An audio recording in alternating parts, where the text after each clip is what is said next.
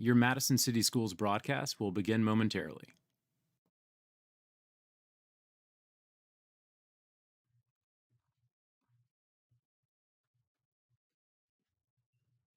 Thank you for tuning in. Your Madison City Schools broadcast will begin momentarily.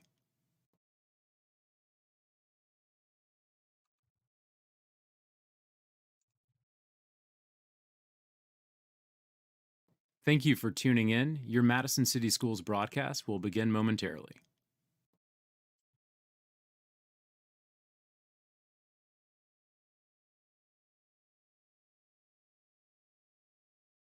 Thank you for tuning in. Your Madison City Schools broadcast will begin momentarily.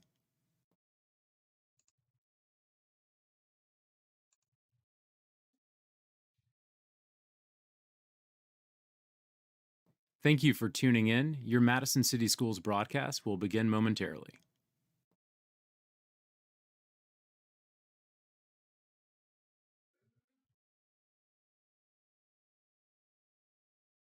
Thank you for tuning in. Your Madison City Schools broadcast will begin momentarily.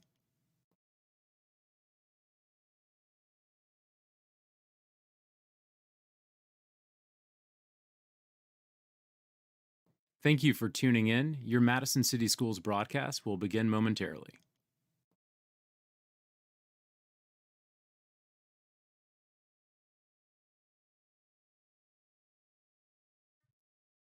Thank you for tuning in. Your Madison City Schools broadcast will begin momentarily.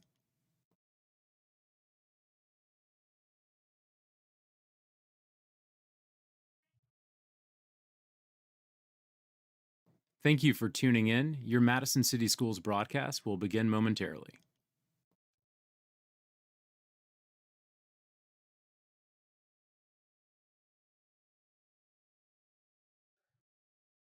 Thank you for tuning in. Your Madison City Schools broadcast will begin momentarily.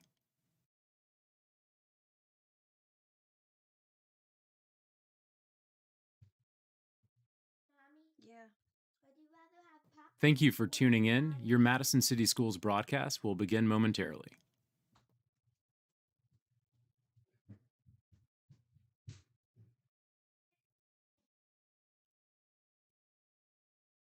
Thank you for tuning in. Your Madison City Schools broadcast will begin momentarily.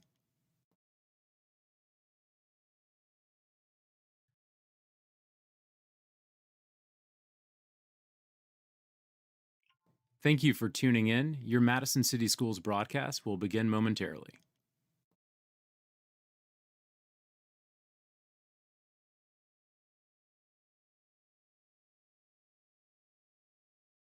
Thank you for tuning in. Your Madison City Schools broadcast will begin momentarily.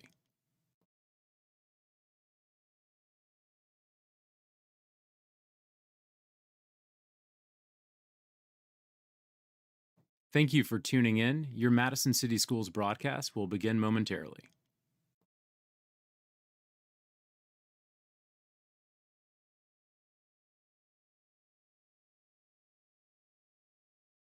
Thank you for tuning in. Your Madison City Schools broadcast will begin momentarily.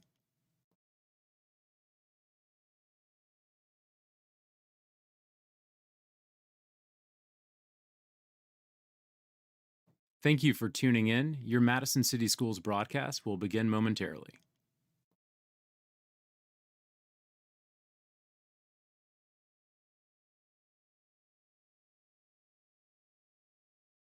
Thank you for tuning in. Your Madison City Schools broadcast will begin momentarily.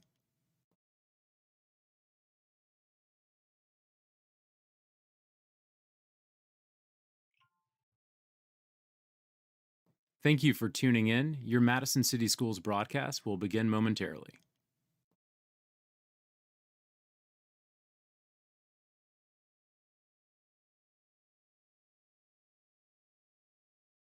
Thank you for tuning in. Your Madison City Schools broadcast will begin momentarily.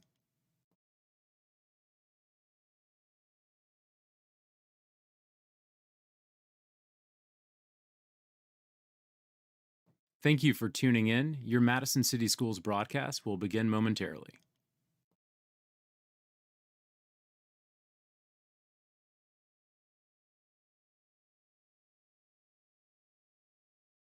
Thank you for tuning in. Your Madison City Schools broadcast will begin momentarily.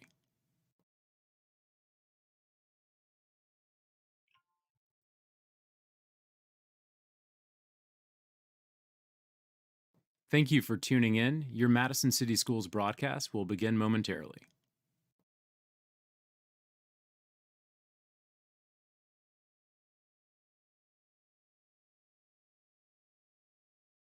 Thank you for tuning in. Your Madison City Schools broadcast will begin momentarily.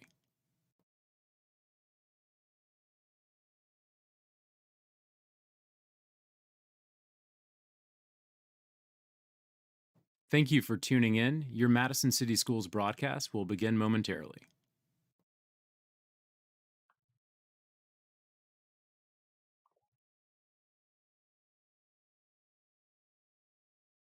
Thank you for tuning in. Your Madison City Schools broadcast will begin momentarily.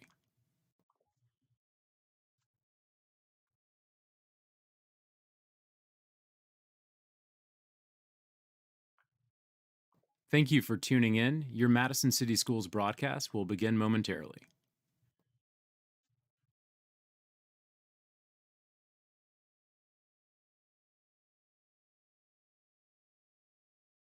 Thank you for tuning in. Your Madison City Schools broadcast will begin momentarily.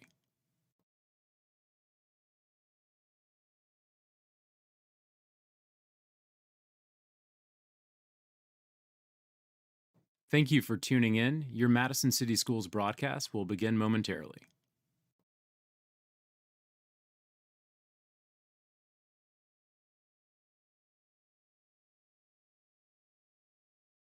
Thank you for tuning in. Your Madison City Schools broadcast will begin momentarily.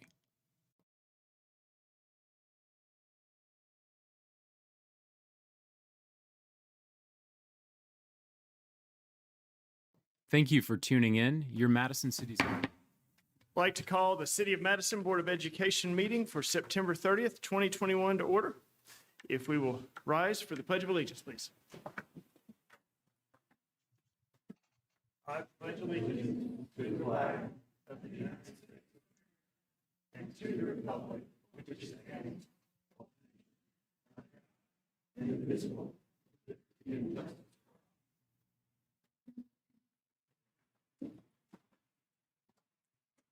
Thank you. Ms. King, roll call, please. Here?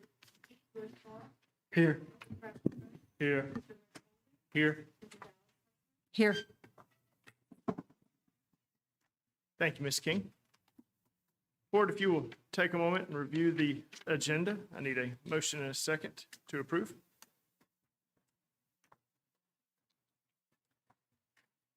Motion to approve? Second. We have a motion by Mr. Ferrer and a second by Mr. Cummings. All those in favor of the agenda in front of you, please say aye. Aye. Any opposed? Any abstain? Agenda passes. Dr. Nichols, presentations. Mr. President, members of the board, we have Mr. Shane Bagwell with us, who is going to give us an update on our middle school project.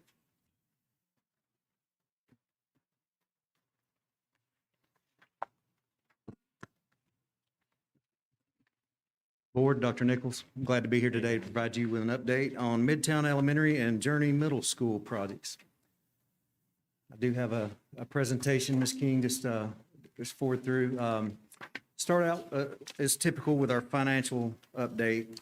So here's a drawdown of the 2019 CIP, which encompasses both of these projects.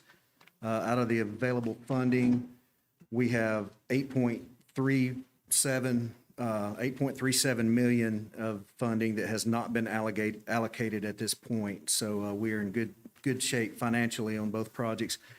As you're aware, the Midtown Elementary School project is drawing to a close, and the slide that's up now provides the details of the Midtown project. For your consideration tonight on the agenda is the approval of change order number 2, which will be the final change order on this project in preparation for closeout and to release the final payment. This project, the total project cost at this time, which this should encompass everything after you approve this change order number 2, and this value does include that change order, is $34.2 almost 34.8 million, which is a little over 800,000 under our budget. So we are in good shape on this project financially, and it is a beautiful facility. And then the next slide is our details for the financial data on the Journey Middle School project. And so just plugging in our financial commitments, at this time, we have 7.5 million of unallocated funds on this project. So again, we're in good financial standing on this project as well. That brings us to Midtown Elementary School. Just a brief overview of where we stand with this project. As far as contract cost, again, for your consideration, we have change order number 2 on the agenda tonight for your review and approval. And it'll be the final change order on this project, and the value of that change order is $58,658.41. Our final change order costs on this project, considering previously approved change order number 1 and change order number 2 that's on the agenda for your approval tonight. If you add those together, that equates to 0.82% of the original construction contract. The state allows you to go up to 10% before legal counsel has to review, so we're well under that threshold. So again, we're in good financial standing on all your projects. As far as the project status, I know you're aware that we occupied the facility on August 4th. Currently in the closeout phase, so we're in receipt of closeout documents. We're just tying up a few loose ends in preparation to release the final payment. That brings us to Journey Middle School. I didn't have any photos for Midtown tonight. I'm awaiting some aerial photography of that site now that all the site work is complete, and hopefully I can have that by the next meeting that I present to you. For the Journey Middle School project, just want to review the contract costs. So at this point, our allowances and credits that are built into that construction contract, we have a surplus or credits in the amount of $268,999.92. If you look at the contract time, we have granted some additional days since I last appeared before you in July. I believe it's 13 additional days have been granted for the month of July and August. We've had a very wet summer. It's been something like I haven't seen before. And so we have granted time during months when we typically don't grant time, but the current revised completion date is July 2nd. I'm anticipating that we'll reach a point in the near future where inclement weather will not be impacting our critical path tasks like they have been. And so hopefully we'll get to a point where we won't be have any impacts to the critical path when we do have inclement weather. Nevertheless, we've got 47% of our construction time remaining and 54% of our construction cost remaining. And as you've seen, those numbers are starting to grow closer together like we would anticipate taking place. We've got several aerial photos, drone photographs. That's a view from the north. You can see what's going to be the future main entrance, the parking area where you walk in on the mid-level there. That's a view from the east, so the central office will be directly underneath the drone in that shot. And there's a view from the west. You can see the central office near the top of the frame. This is the academic wing. It's 3 stories, so you walk in at the main entrance on the mid-level, and then you can go up a level or down a level. So you can see back from this southeast corner view where we have 3 levels of that academic wing. The contractor is laying the masonry walls up on that upper level now. They're progressing from the east to the west. This is a view of our media center and our dining and kitchen, and you can see that all the metal decking is on that, and we're getting prepared to install the roof on that area. So you can see here the band and chorus areas and the competition gymnasium, as well as the athletics areas there on the left side of the frame. This is a view of the competition baseball, softball fields, as well as the press box. And so that's all coming into shape now. Are there any questions? The change order on Midtown, is that overall cost increase, or was there something specific that went over budget there at the end, or? So the last time we met, there was a pending change order in the amount of approximately $21,000. So since that time, we have accumulated costs that equated about $37,000, and that's how we get to that figure that you're being asked to review and approve tonight. So a breakdown of that $37,000 that's been approved since the last meeting. We had the City of Madison speed limit signs. We had some additional costs on that to the tune of about $14,000. Our inspections with Madison Fire and Rescue resulted in some requests that resulted in about $6,200 worth of additional costs for some items. One of the health department's requests resulted in about $1,000 worth of additional costs. We did make some hardware and keying revisions in the facility. Once we occupied and saw how the building was functioning, we saw some need to adjust some of the keying, some of the hardware on the doors, and that was to the tune of about $6,500. Then the security cameras, we had to adjust to 4 or 5 security cameras, and that resulted in about $1,500 in additional cost. At the end, we had to prorate some of the utilities bills where the contractor actually paid the final bill, and we reimbursed them for the portion of that bill that we were responsible from, which would be the day after the project was declared to be substantial complete or where we could occupy. Then we had some data drops for access controls we had to add. We put some additional sod on that east property line to keep the dirt from washing down over the curb and gutter there where we seeded. That's the only area of the site where we did have some seeding. But we ended up putting some sod on that because we saw it was going to wash off that bank due to the slope. And then there were just a few miscellaneous items totaled up to about $700. So that gets you to that total of $37,000. And I believe the contract change authorization log was included in your board packet, and it's got all the specific details and breakdown on that. But I hope that answers your question. It does. Thank you, Mr. Bagwell. On Journey, and you may not have any insight to this, but you may have great insight to it. We have an agreement with the city to build a road to connect Journey Middle to downtown and over here to Celtic, and also out to Waltrant, right? So. I don't believe construction started on that at all. Do you have any insight into what the timeline might be on that, or if we're behind schedule at this point, or is this out of your wheelhouse? And I believe they call that the Garner Road extension. I did receive an email on that last week where the city is interested in getting their contractor moving on that.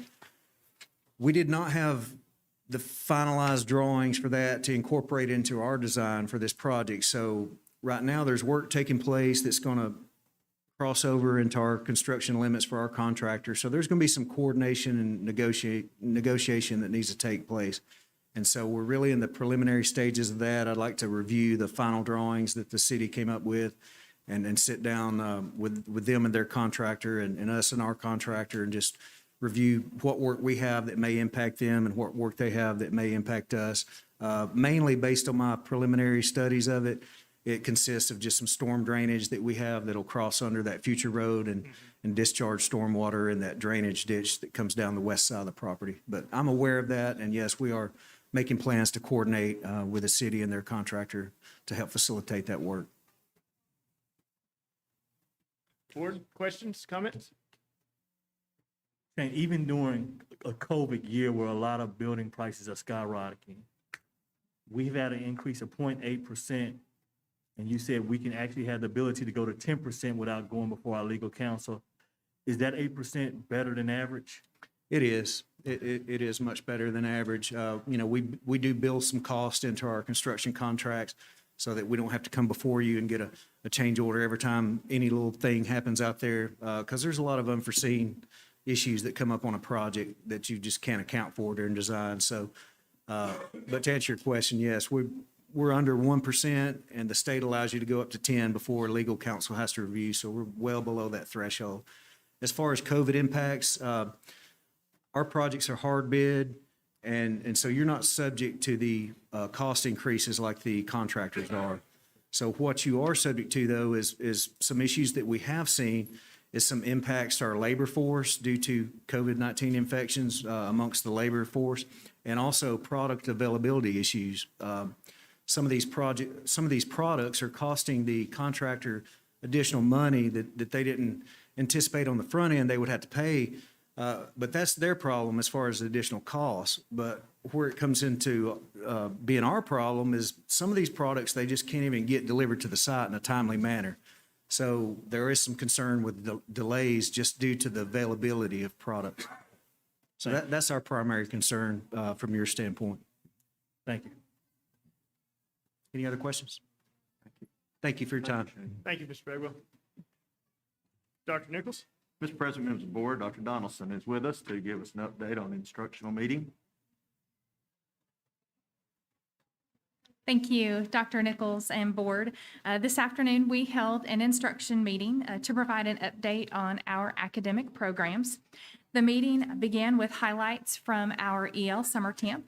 Dr. Dooley, who's our federal programs coordinator, and our EL summer camp administrators, Mrs. Miranda Bolden and Dr. Ambra Hamilton, shared about the structure of the program and the instruction and language acquisition support that's provided for students during that camp. We also were blessed to have students and teachers with us from the EL summer camp, and they were able to join us this afternoon and share some of the great experiences and highlights that they had during EL summer camp. After our discussion about EL summer camp, we quickly transitioned to discussing data. We looked at the advanced placement, ACT, and ACAP data. Those assessments were administered in the spring of 2021. And the preview of that data was really just the beginning of our discussion. From there, we heard from Mrs. Powell and Mrs. Mims, who talked about some of the plans and instructional supports that we are putting in place to support our teachers and students with reading and math throughout this school year. And with that, I am happy to answer any questions or provide any additional information.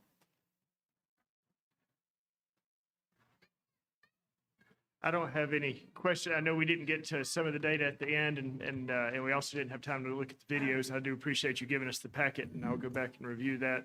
I do want to echo what we said in the committee room, though, that we really appreciate the instruction, the deep dives that we can do in the instruction committee, and how well prepared you and your team always are for those committee meetings. And we're happy to sounds funny to say we're happy to dive into the data and look at it, but it really does give the board a good idea of the direction the districts go in and the successes and struggles of the district and the state, and it helps us stay sharp. Absolutely. Thank you. Thank you so much. Excellent. Thank you. Dr. Nichols, any further presentations? No, sir. All right. So that brings us to public comments for tonight. So tonight we have a large group of the community here that are taking time out of their lives to share their feedback to the board and to the other community members. The board wants to hear from all of you that have signed up. To honor your time, we're going to allow 3 minutes per person, maximum per individual, to address the board. And tonight, as you know, we will hear differing opinions. I ask that you honor each other's chance to be heard and treat each other with the respect that we all deserve. Ms. King.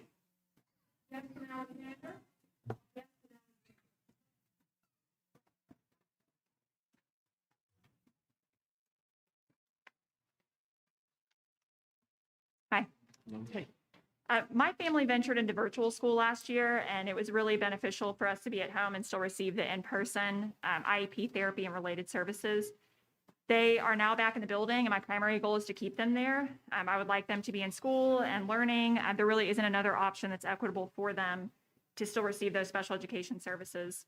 Masks increase the ability to keep kids in school. In a recent study based in Arizona, 98% of K-12 public schools were evaluated to determine the effectiveness of masks. The study found 191 school-associated outbreaks. 8.4% occurred in schools with early masking, meaning they had it from the beginning. 32.5% occurred in schools with late masking, so they started without it and then they went to having it. 59% of the school-associated outbreaks occurred in schools with no mask requirement.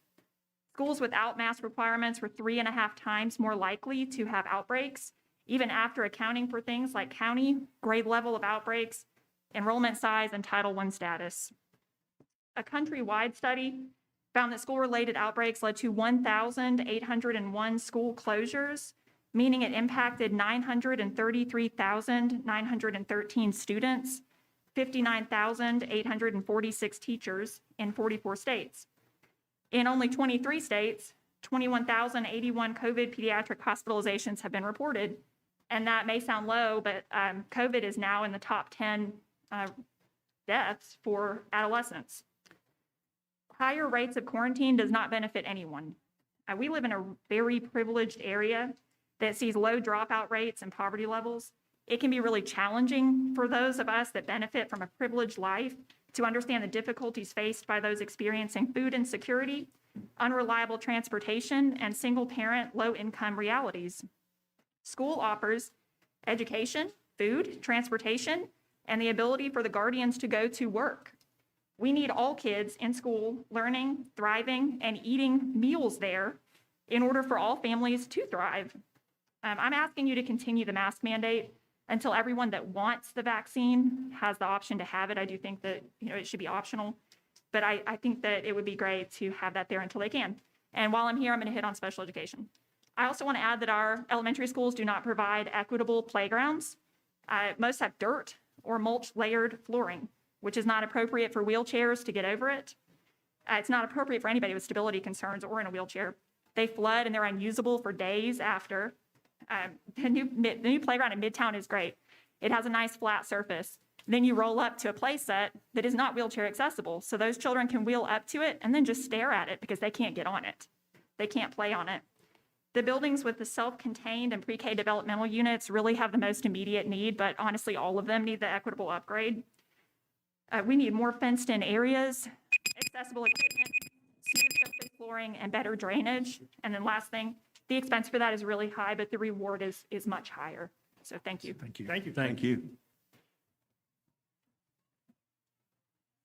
Next person is Stacy Kelly. Stacy Kelly.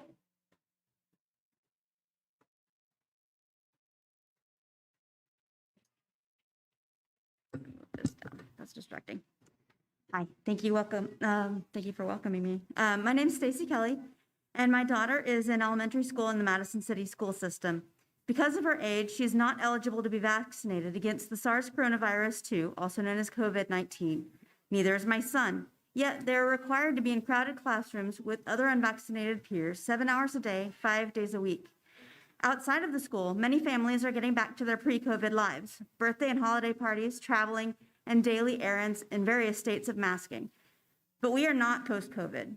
As of yesterday's Huntsville area COVID status, the main location of the Huntsville Hospital was 7 beds short of ICU demand. In all of Huntsville Hospital system, 39 of 40 COVID ICU patients were on ventilators. 2 people had died within the previous 24 hours of yesterday's update. According to the World Health Organization, Madison County's percent positivity rate indicates that there are probably many people in our community who have COVID but haven't been tested and may not know that they could be contagious to others. I personally know of 3 people who found out they had COVID only because they were taking the test as a requirement of travel. They did not have symptoms but were shedding the virus enough to test positive when they were tested. At the COVID status, the chief operating officer of the Huntsville Hospital System strongly urged everyone, but especially the unvaccinated, like our children, to wear masks around the community. The Alabama Department of Public Health renewed their recommendation on the 28th to continue universal masking in schools. As reported this week, 23% of COVID cases in Alabama are children aged 0 to 17 years. It's not only important for our kids, but also for our educators. 68 educators in the state of Alabama have been lost to COVID, at least 1 in Madison County. We hear about the shortage of teachers and staff in Madison City schools. The educators we have are amazing. Their love for our children really showing as they endure the environment this pandemic has put them in. Why would we not protect them in any way we can? As the first speaker mentioned, schools without a mask mandate are 3.5 times more likely to have COVID outbreaks. It's great that our school cases are so low right now. Why would we change anything that might jeopardize that and put our children and educators at risk? My husband and I make the rules for our kids in our house to keep them safe and healthy. We generally follow expert guidance on hygiene, developmentally appropriate activities, nutrition, other things. The Madison City K-12 schools are your house. You make the rules here to keep your kids, everyone's kids, safe and healthy. You have a duty, especially to those kids who are not old enough to receive the vaccine, that could protect them from the exposure in the close confines of the classroom. Please listen to the experts at the CDC and Alabama Department of Public Health who are urging universal masking, along with other preventative measures you are already taking to keep our children healthy. Thank you. Thank you. Thank you.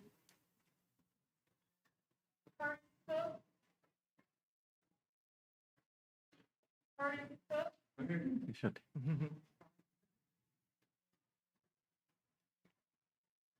Madison School Board, Dr. Nicholas, thank you for allowing me to speak on my 3 minutes.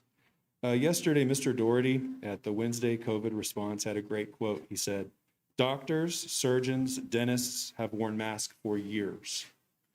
So masks, in my opinion, if someone coughs or sneezes, the masks kind of help out with that. This is an airborne virus.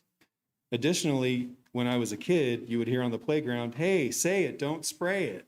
Well, guess what masks do? They contain your spray, which stops the airborne contaminants.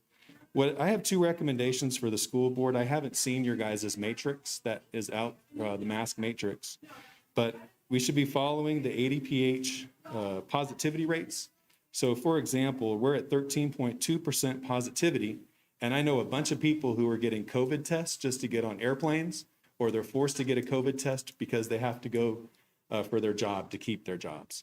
So I can tell you right now that the COVID positivity rate being 13.2, people are getting tested who aren't sick because they have to.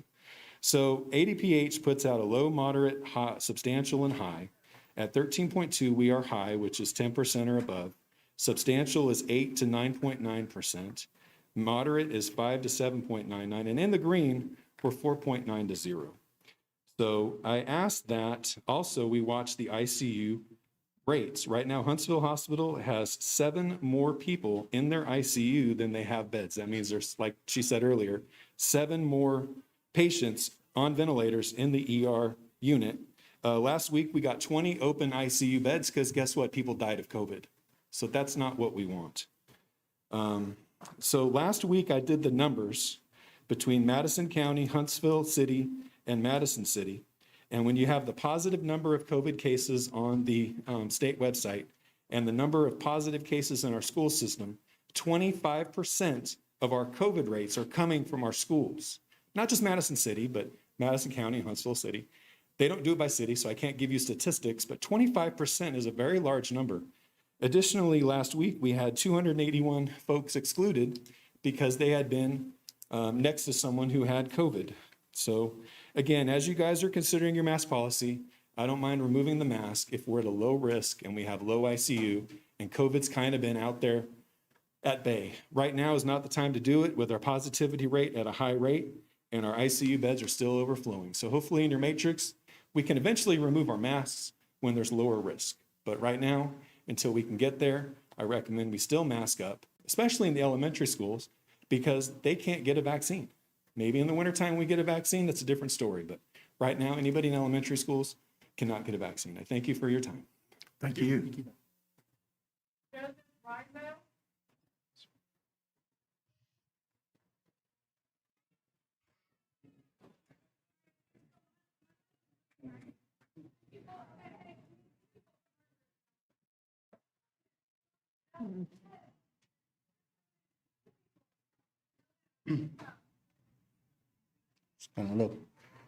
Hello, board. I'm here like many others to talk about mandates and stuff that you guys have in place. I'll be honest, at first I didn't want to come. My wife was kind of making me. And the reason why is because I felt like, hey, it's not going to matter. And that's the first point I want to make is it's kind of sad that we in the city feel like it's not going to matter. Either side you're on and the people you're going to hear today, I just ask that you listen to them, both sides, and make clear judgment. What I'm going to say first is, this is supposed to be about, keeping children safe, and that's what a lot of people say. I've been here like two meetings ago. I seen parents say they just want their child to live and keep them safe, And last time I was here, we didn't have to have masks in the lobby. And they seemed perfectly fine being around all of us for the 2 hours that we were here. So it's kind of that kind of hypocrisy I just want to point out. And, they could have waited outside. Someone could have got them if they were that scared, but obviously they weren't because they were still here. Secondly, I want to mention that as of 3 days ago, the totals for deaths in the country were around 680,000. I didn't know this. It was shocking to me. And this is from CDC. 77% of those were 65 and older. Only 3.5% of those were 44 and younger. 0.00000, I think 5063 were people aged 0 to 17. So I feel like we're taking abundance of precaution over a very slim. And I know if it was my kid, yes, it would be very sad, or someone I know, which we've all known people who died of COVID. It is very sad. But pneumonia has killed 650,000 or 615, according to the same CDC. Now, some of those are mixed with COVID, some aren't. Some are just straight pneumonia by themselves. So I just want to ask you, just think about the kids, their mentality. And when you do go back to mask preferred, which I was backing you up when you did that, because you said what you were going to do and you did it, but then you retracted it a couple of days later. When you go back to mask preferred, please don't start segregating the children like we know was happening. We've heard it from teachers and parents because the kids were saying stuff. They were being segregated, told, hey, if you want to play with your friends, wear a mask. Kids as young as kindergarten up to 5th grade, maybe middle school too. I don't think it's going on in high school, but just please think about that when we do kind of go back to a little bit normal. Do not segregate the kids. Thank you. Thank you. Thank you. Thank you. Tina Reba? Tina Reba?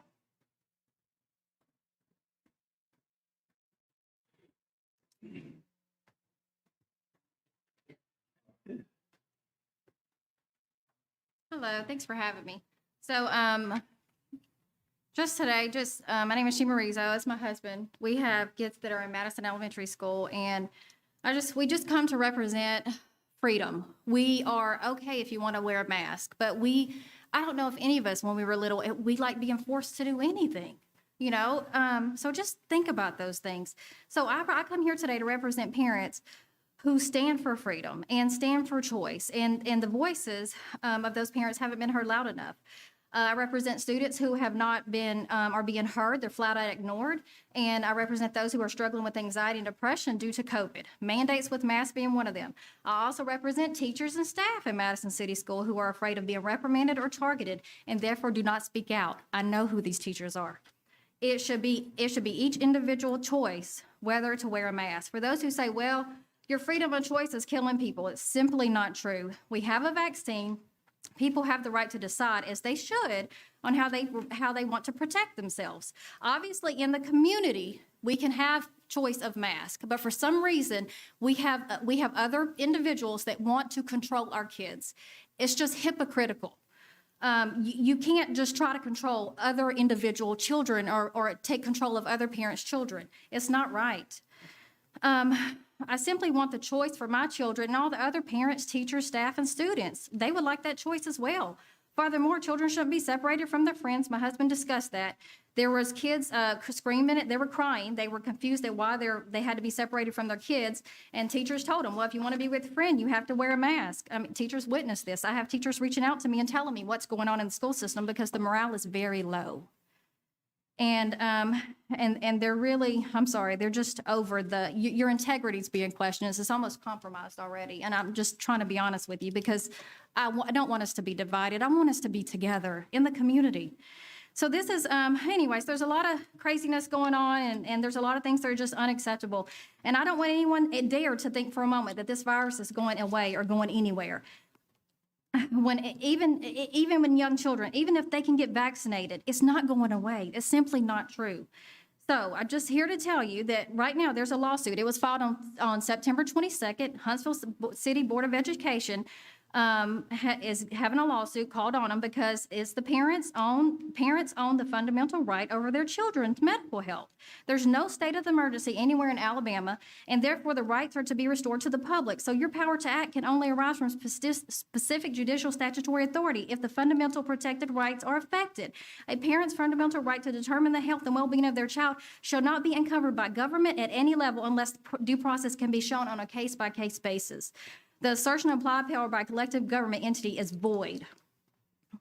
I hope your decision today is just without bias and personal agendas, and I hope it certainly does not conflict with the superintendent's choice. Just what he said, and I honor that. That's integrity, and now it's being questioned, and that raises a lot of concern for the parents and everybody in the community. So just keep your integrity and keep your honesty, and he did what he said he was going to do. Thank you so much. Thank you. Thank you. Thank you. God bless.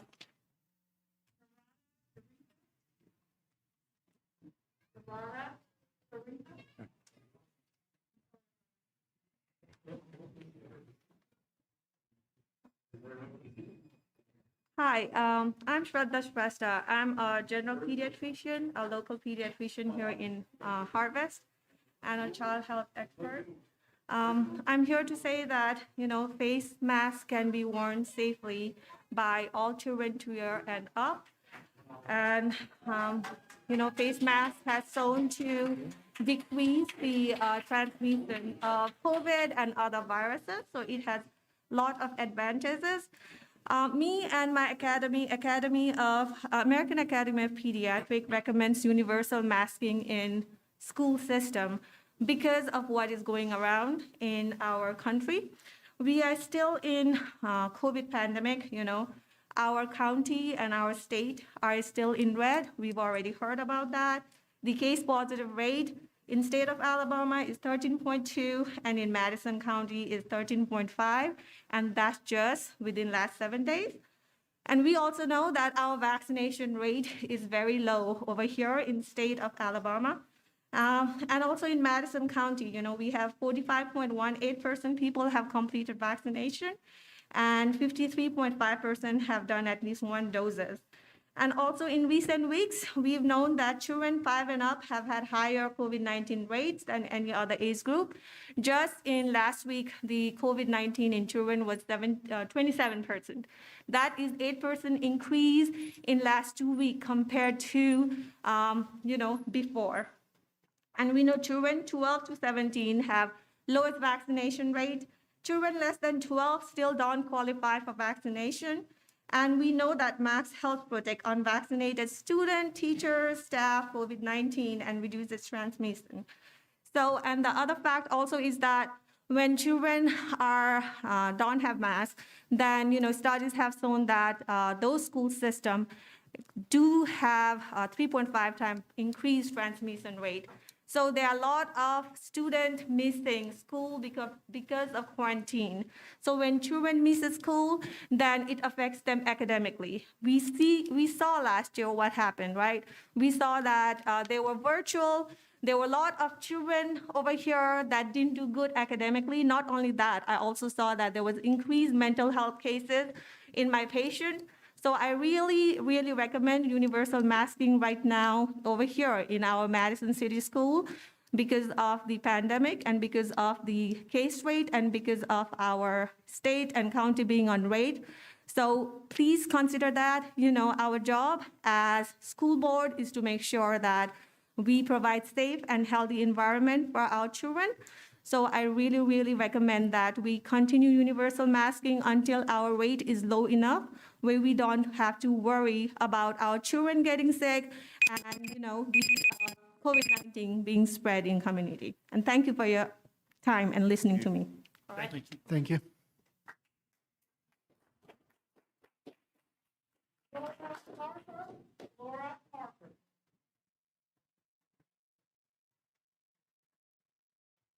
Good evening, Board.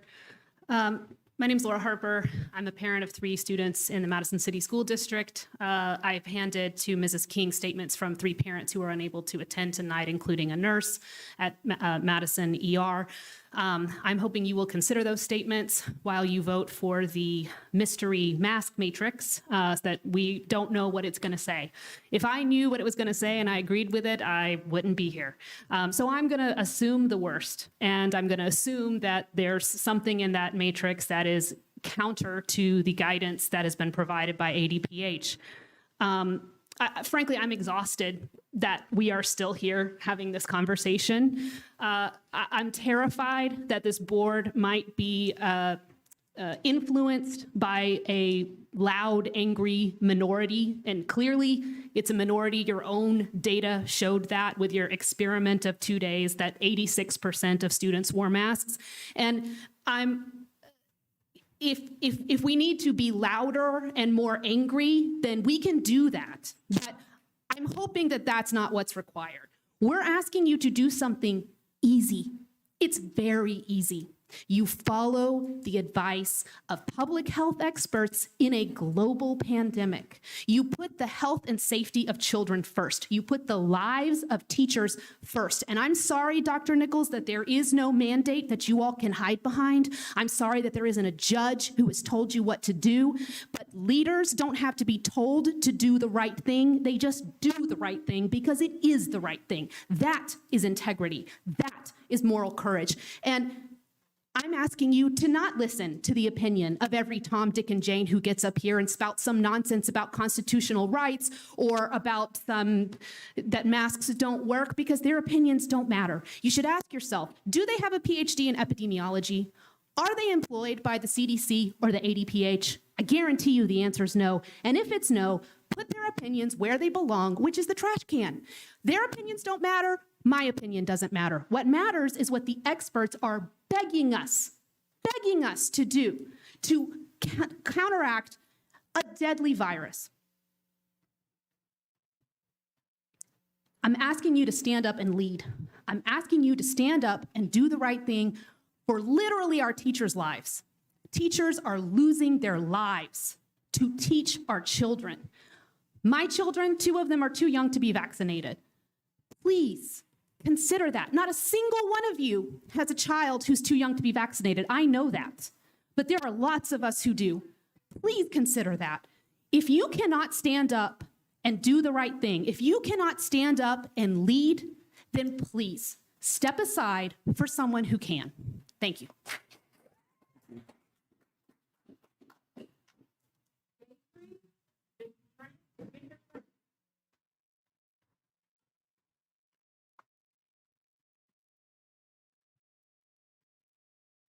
Hello, my name is Gayatri Venkatraman. I am a physician in the community who takes care of all age groups, pediatric to geriatric. I would first like to thank you to give me an opportunity to speak today. Myself and my husband are both physicians in the community and work at the hospital. The past year has obviously been very difficult for everyone, especially the healthcare workers. I've seen people in their 20s, 30s, 40s, some teenagers all getting into a breathing machine, and some not making it from this deadly disease. I can assure you pretty much every healthcare worker has filled out a death certificate once a week for someone who's lost their lives to COVID pandemic. Currently, the infectivity rate is 13.2%, and per ADPH, the reported pediatric cases this week is 200% higher than what it was last year, the same time. And we were masking in the city schools last year. And this is 200% more, and we are debating about it. Medical Association of State of Alabama and ADPH and Dr. Scott Harris have strongly encouraged continuing masking in the school. As I see, there is no freedom without responsibility. We have a responsibility towards our children who, especially in the elementary school, are not yet vaccine eligible. We need to give them a chance to get that vaccination to protect themselves. They can be asymptomatic carriers and can take it to vulnerable younger siblings or older grandparents at home and can make them sick. We do know that from science that masking helps. To help keep my children safe, I would strongly encourage the school board to continue with the mask mandate. Your decision today can prevent another elementary school child from losing their beloved teacher, or a parent to have to plan a funeral for one child while taking care of another one in the ICU. This has all happened in the last 2 to 3 weeks. Your decision today can put a lot of minds at ease, can assure the kids to have a successful school year, and to keep everyone safe. And I hope you do the right thing. Thank you. Thank you.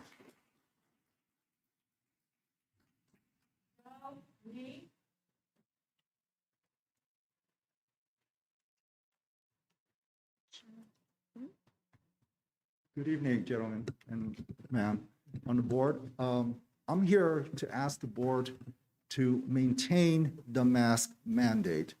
And I was going to have a whole list of giving you statistics about the deaths that this pandemic has caused and all the earlier numbers that you've heard earlier on. But that's all been said, and I will not repeat that. You've heard this before. But I'm going to tell you about the virus because I'm a biologist. I'm a professor at UAH, and I want to talk about this virus that is mutating and how it works. Viruses loves to spread and infect the host. And when they infect and when people get sick, they replicate the virus and more viruses come out. But they don't come out the same. They come out differently. They mutate. You heard of the Delta viruses. There will be more. If you do not keep the mask mandate among children especially, you will propagate these viruses and risk even more deadlier viruses. As you know, children are a great vehicle for spreading pathogens. And so with this, at least in the science level, I think it would not only be unwise, but irresponsible for lifting a mask mandate. Now, mask works. There are a number of studies from the Mayo Clinic to many investigators in the world have published peer-reviewed articles that have shown that mask is effective in blocking the particles of viruses. They've even shown that you could have people wearing masks and even not even respecting social distancing, and it works. So with our children, it's so important at this stage to think about their early development.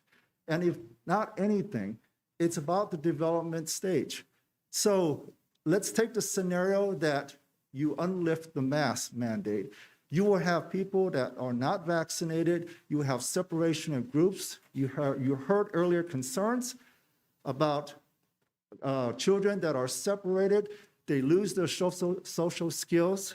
As you already know now with all the electronics, there's already a lot of challenges of building social interactions and development.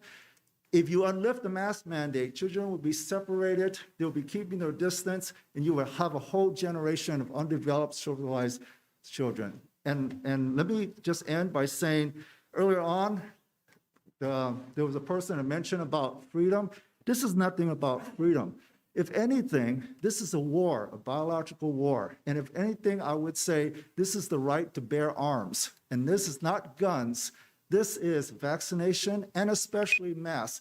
You do not send a soldier or law enforcement officer without proper equipment or vests. Please don't let our children go to school unprotected. Thank you. Thank you.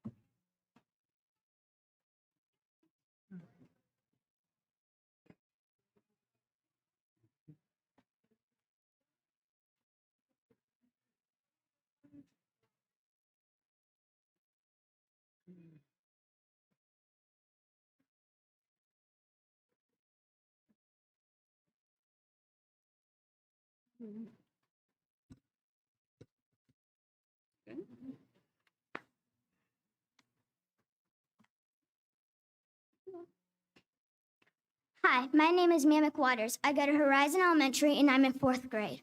I love going to school, I love my teacher, and seeing all my friends. I really love learning and interacting with classmates. Last year I was homeschooled and didn't really like it. I want to be in school with everyone, but I also want my own individual freedoms and my God-given rights. Masks have caused disruptions in my class. I've had some issues during class with another student telling me I need to pull my mask up when I was taking a mask break. I told him my parents said I can have a mask break and breathe fresh air whenever I want. This is not his job or anyone else's job to tell me what to do with my body. Masks are not healthy. A healthy person is not supposed to wear a mask. I'm not supposed to rebreathe my own carbon dioxide. Wearing a mask 7 hours a day, 5 days a week gives me headaches and I feel like I can't breathe. I don't wear a mask anywhere else other than school. Why do I have to wear a mask to be able to get an education? If my mom and dad thought that I actually had the risk of catching COVID and dying, they wouldn't be sending me to school. They wouldn't put my life in the hands of 20 other kids in my class and trust that all those kids would wear their mask all day long. If COVID was such a threat to my life, a paper mask wouldn't be helpful. I take vitamins every day and I have an immune system that works better than any type of mask worn at school. I'm not scared of COVID. I don't want to wear a mask. If someone else wants to wear a mask, cool. It is a choice that we should all have the freedom to make. Thank you. Thank you. Thank you.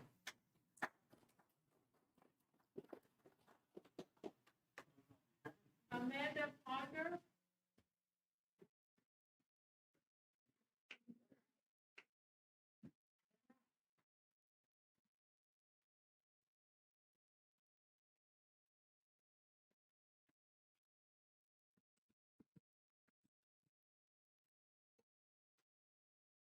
Dr. Nichols and school board members, I address you as a parent of 2 Madison City students, one who is too young to be vaccinated, in support of continued mandatory masking in our schools.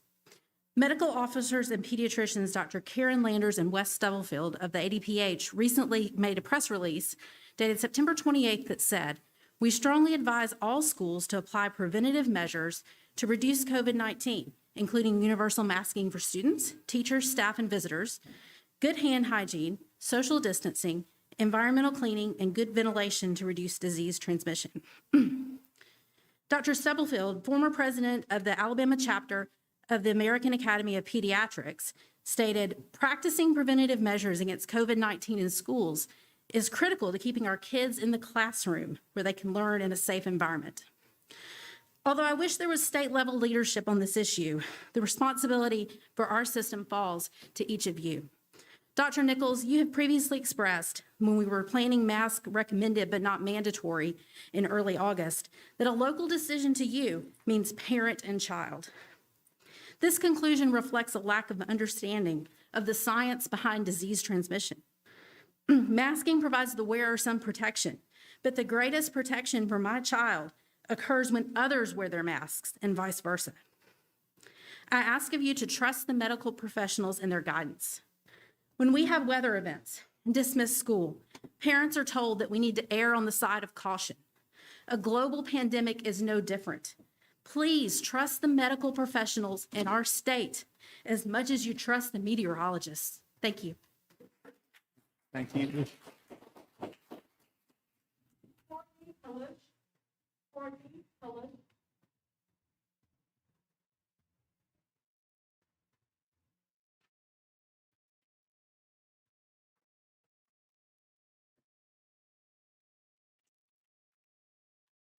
Hi, my name is Courtney Kalish. I'm a parent of 2 kids at Heritage Elementary School.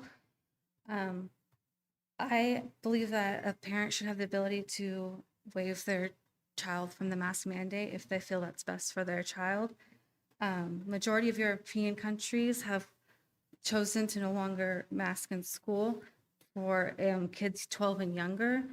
These countries include England, British Columbia, Sweden, Norway, Russia, Ireland, Denmark, Iceland, Netherlands, Austria, Slovenia, Switzerland, Portugal's 10 and up. Germany and France are going to join soon. They've just announced that they're getting out of it. The Irish health minister said basically that they decided to balance on risks. It's based on the balance of risks. Masks, particularly with children, can impede language development. both the European CDC and the WHO don't recommend masks in school because they're largely not at risk from COVID, but masks can impact their learning, social development, mental health, emotional development. If some of these countries more recently did it, but some of these countries were also mask optional throughout the different surges in the past year. And in the UK, they found that the spread was actually slower in the schools than in the community. And they remained unmasked throughout the Delta wave. In response to waiting for children to be vaccinated, the vaccination to be available for elementary age children, I personally don't feel that is necessary because unvaccinated children's risk is lower than vaccinated adults' risk on average. The British Medical Journal had a study about this.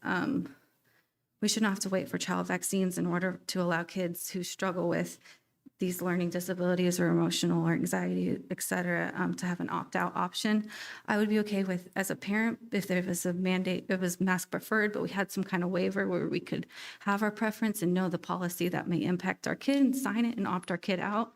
I just feel like this should be based on, as a parent, personally knowing how it impacts our kid and weighing it against the health risk of our kid and where their health and their age and being able to know what benefits them better. My son's in a research study at Vanderbilt, and every time he goes, he has to sign and give his informed consent. They have to tell him about the risks, and any medical intervention, I feel like you should be able to have that same informed consent and know the risks and be able to weigh what's right for you in your individual situation. And I think that should be the same.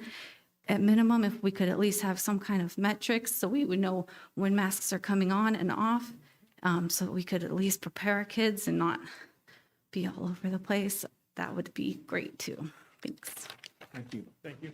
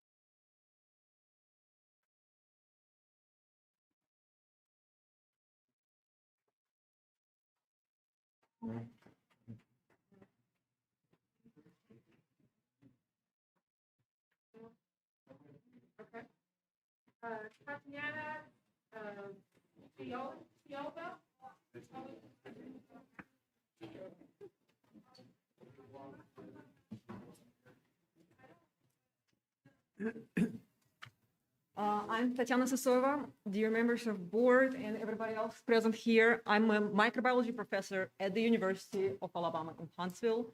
I got my training at Penn State, Harvard, Princeton, and I'm not gonna talk here about the data and statistics. I'm here as a parent of two young children, 1.5 and 6 years old in Madison Elementary, and they are not protected. And you heard a lot of data, and you will probably hear more, but I want to bring another perspective, and in this case, an outsider perspective. As you may hear, I'm not from around here, I'm a Russian transplant, and when coming to the United States 15 years ago, I was impressed with the success of the United States as a country and how many impressive treats were accomplished in the last century. And we are here in Huntsville area, we every day can see, and I drive to work to UAH, I can see and be reminded about the man on the moon, Saturn V. And when I teach microbiology to my students, I hope some of the parents can actually be in these classes, I remind about big treats and how US eliminated quite a few infectious diseases, including TB, tuberculosis, polio, smallpox, and many others. For example, TB is not a problem nowadays. In this country, you probably even never heard of this, regardless of the fact that 1/3 of the world's population is infected and millions die a year. But US solved this problem, and not by simple measures, but by very restrictive campaigns to be successful. Not necessarily vaccination, but other measures as well. So, and I was recently traveling to Russia to tend for my COVID-ridden family there, and what I saw there is complete disregard for the pandemic, complete tiredness, and not believing that we can win over this virus, so not following any government, scientific, medical recommendation and advice, and using complete freedom for basically allowing fellow citizens to get sick and die. And I really hope that this surprise would not be happening here because we do have efficient prevention strategies. I hope that we can all agree that despite the divide, we have one priority for all. An absolute priority is well-being, health of our children, right? And I think beyond the doubt, it's shown that this pandemic brought a significant toll, not only in lives, but in other developmental processes and education of our kids. And I hope that the board members and the community can unite to protect our children with all possible preventative measures, which currently the cheapest and more accessible is masking mandate. And hopefully more preventative measures can be applied soon, including vaccination, testing, and others. Thank you very much. Thank you.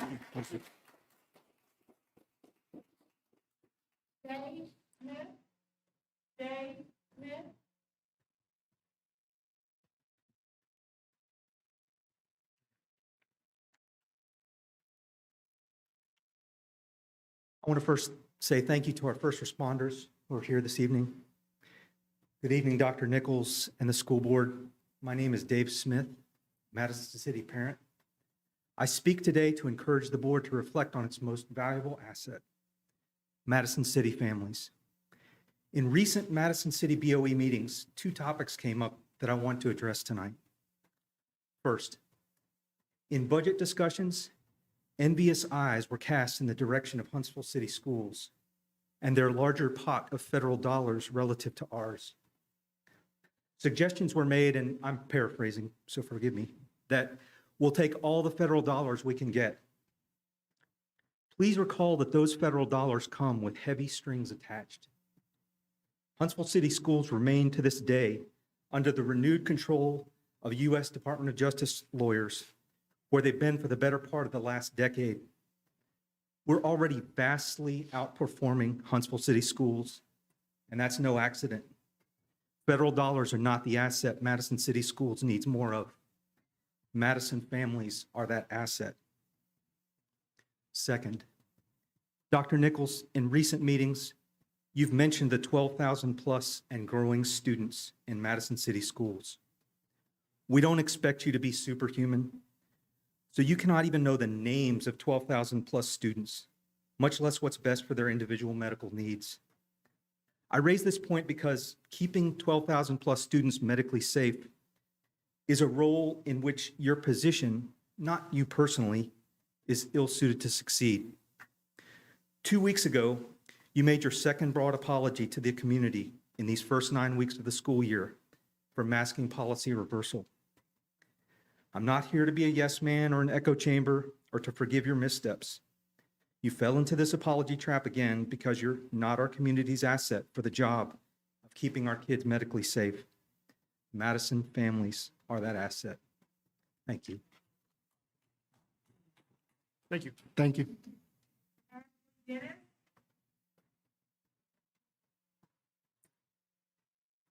Well, I can certainly see why you retracted your decision a couple of weeks ago. It's quite a lot of pressure on you guys from the other side. I know we have a lot of being upset on our side as well, but I can't imagine what you guys face on a daily basis. Firstly, the mandate did not come to a vote to begin with, so the fact that we needed a vote to keep the mask preferred option doesn't make a whole lot of sense to me to begin with. But nonetheless, we're here today, and it's time for you to all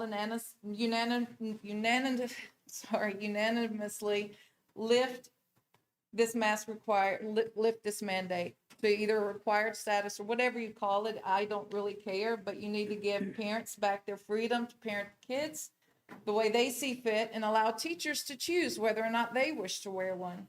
The last school board meeting I attended, we were essentially told to get over it and move on, to move forward. Well, we cannot move forward until our children have their basic rights to breathe fresh air and receive uninhibited instruction. It's time to stop the rules for thee and not for me hypocrisy taking place. This is not nor will ever be normal, and for you to continue to force our children into thinking it is for the greater good is simply child abuse. You are so concerned about a child getting COVID, and yet it has been proven that kids are more at risk from the flu virus. We never mask for the flu. The fact that you aren't even considering the long-term effects of masking in itself is disturbing. No one here can honestly admit that they properly wear their mask all day, and yet you require our children to do that. Enough is enough. The tyranny that has taken over our country must end, and it will only end when people who are in positions of authority choose to stand up for what is right.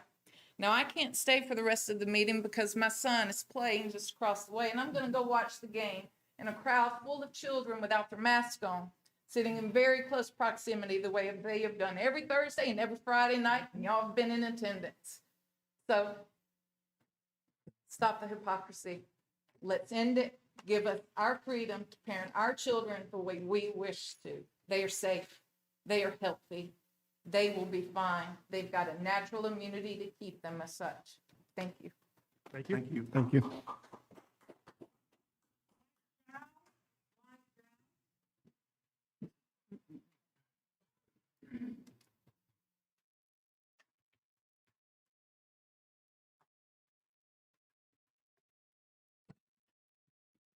Hi, good evening, Board. How are you? All right. As many others have come before me, I'm here to talk about the mask mandate. It seems to be the topic of the evening. And I would like to say that this virus, like all our viruses, doesn't care what we do. It doesn't. Wearing masks does not change the trajectory of the cases in this school district or any other school district, the county, or the state. You only have to look at Limestone County Schools, which is nearby, has the same, almost the same enrollment as Madison City, but no mask mandate the entire time. And their trajectory of cases has almost fallen in complete lockstep with ours.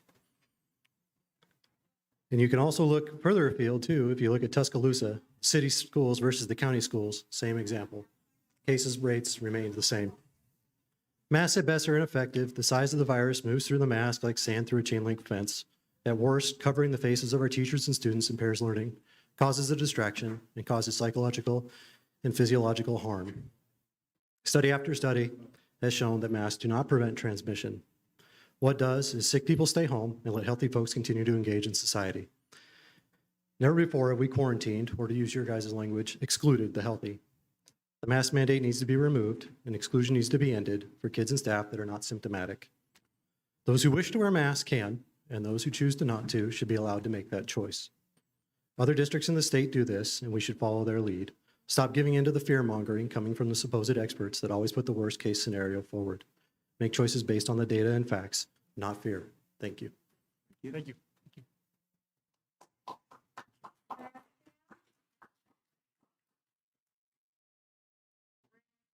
Yes, ma'am. Right here. Thank you.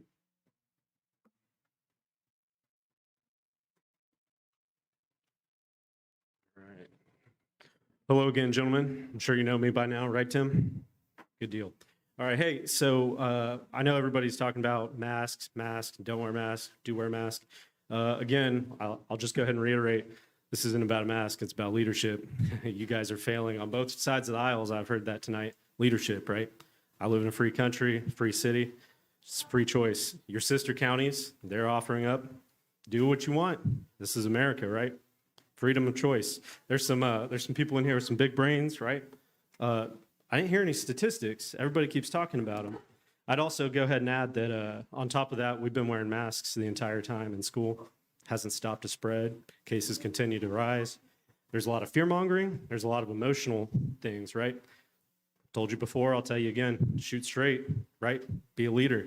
So far, I feel like you guys are failing. I think you know that. You may not, but you will. You will soon. More and more people are seeing it, right? So be leaders, all of you, all right? Be leaders. Take all the things that these people are saying into consideration. At the end of the day, look at the facts. Facts are, masks are still not that effective. Still at the bottom. Other nations have ended it entirely for children, right? You've heard those stats. Cases continue to rise. There's a lot of emotion in this room. I know that there's probably some ladies out here who are upset to hear that. I'm sure the biologist could probably tell you a little bit about wearing a mask all day. Let me go ahead and introduce myself. I've got NIOSH certifications and safety equipment. So if you'd like to hear more on how that works and how the timelines and the timeframes for Can all you those speak to things the were. board, please? Yeah, I would- let's I be would address that respectful later. of everybody Oh, that's to here. the board? Yes, sir. I thought you guys couldn't say anything. Gotcha, Tim. Be that leader. Be that leader. All right. Hey, and Dr. Nichols, I know, I get it. You're in a tough spot. It's a tough position. I want to know if you're the right man for the job. All right.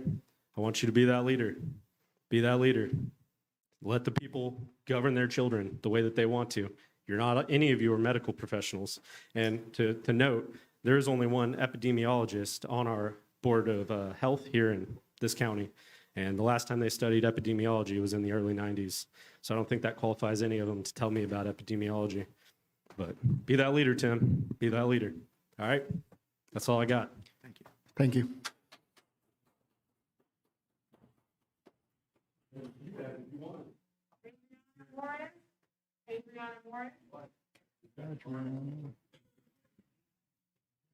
Morris.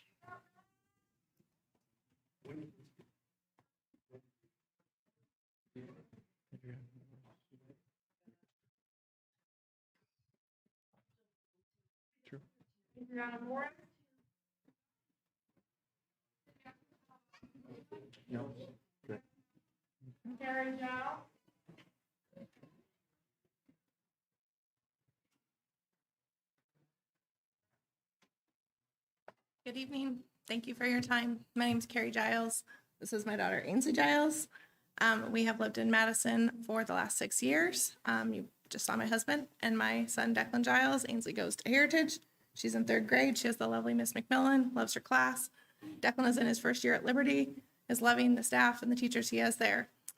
You've heard a lot about statistics from everybody. I don't think anybody needs to hear any more about statistics. I want to talk to you about things that people are not talking about. I want to talk to you about shaming. I want to talk to you about fear. I want to talk to you about loss. I am wonderfully blessed to be good friends with so many teachers in the school district. I have been a PTA board member, a PTA volunteer, room mom. I am currently a room mom.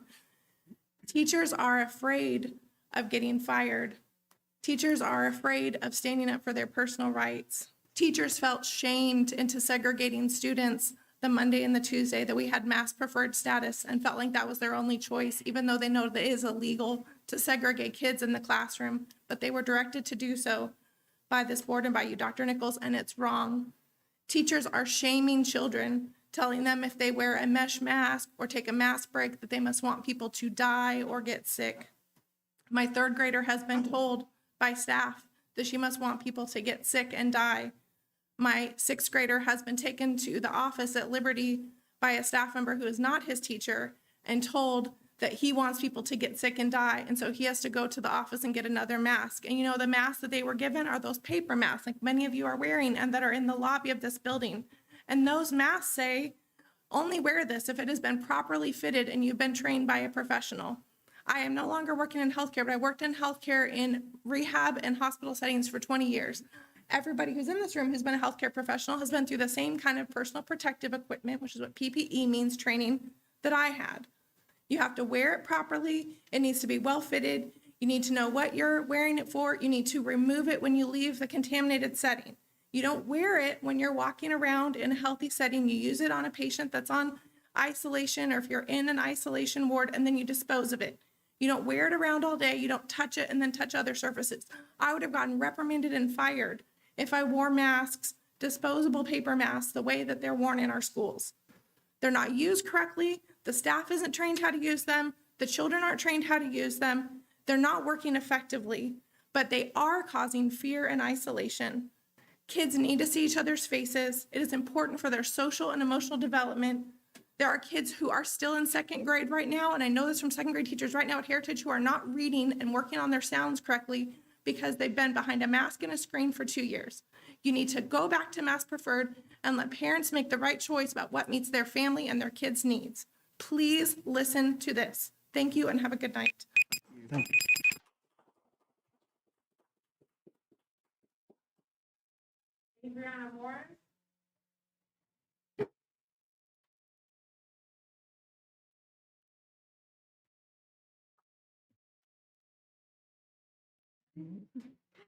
Hi, my name is Adriana Moraes. I have a 2nd grader at Mill Creek. Thank you so much for listening to me again. And I'm Brazilian. And there is a traditional expression in Brazil, based on our beloved soccer, which says, don't change a team that is winning. So the MCS team of COVID-19 mitigation measures, including our MVP, universal indoors masking, is certainly winning. The children have been able to stay in person for school for almost 2 months now. They are already well set in their routines. The number of people having to quarantine has been much more than last year because of the ADPH's 3 feet instead of 6 feet rule for close contacts if everyone is wearing a mask. And the number of positive cases among our MCS community is dropping. So I'll ask you, would this really be a good moment to change a team that is winning, moving from mask required to a mask preferred status? It was great news that the number of positive cases represent around 0.4% of the MCS family 2 weeks ago, and even less, around 0.2% last week. However, as we heard tonight, the test positivity rate in Madison County is still very high, 13.5%. And without universal indoor masking and with the vaccine being not yet available for young children, it is very possible that this general population reality might start to reflect inside our schools, leading to a quick increase in positive cases. And if we wait that they rise again to around 1% in order to reconsider the return of masks required, an excess of more than 80 people could become unnecessarily infected or ill every week until the policy is changed again. Several other consequences might also arise from this change, and I'll mention 3 of them. More people would have to quarantine, and the contact tracing process would be more confusing. So the AGPA's Back to School Toolkit clearly says that both the infected person and the other people need to be using masks in order to apply its 3 feet instead of 6 feet rule. Otherwise, everybody has to be considered a close contact if they are within 6 feet, even if they were wearing a mask. This could be very confusing for the teachers who would have to remember who was wearing a mask or not to see what rule to follow. 2, the changes in masking policy might confuse the children and create unnecessary conflict among them, including peer pressure and even bullying on the children wearing a mask. 3, a mask preferred status at this time would in practice make it very difficult or even preclude the access to in-person education for kids who are more susceptible to COVID-19 or have family members in this condition. So here goes my suggestion. Wouldn't it be preferable to wait at least until the test positivity rate in the general population decreases, ideally to less than 8%, as was mentioned today, or even better, until the vaccine becomes available to children 5, 11 years old, which should be very soon, according to the Pfizer announcements, in order to consider making this change from mask required to mask preferred? I completely trust that you all will always try everything in your power to keep our children safe and going to school in person. And I'll be hoping for the best. Thank you very much. Thank you. Thank you.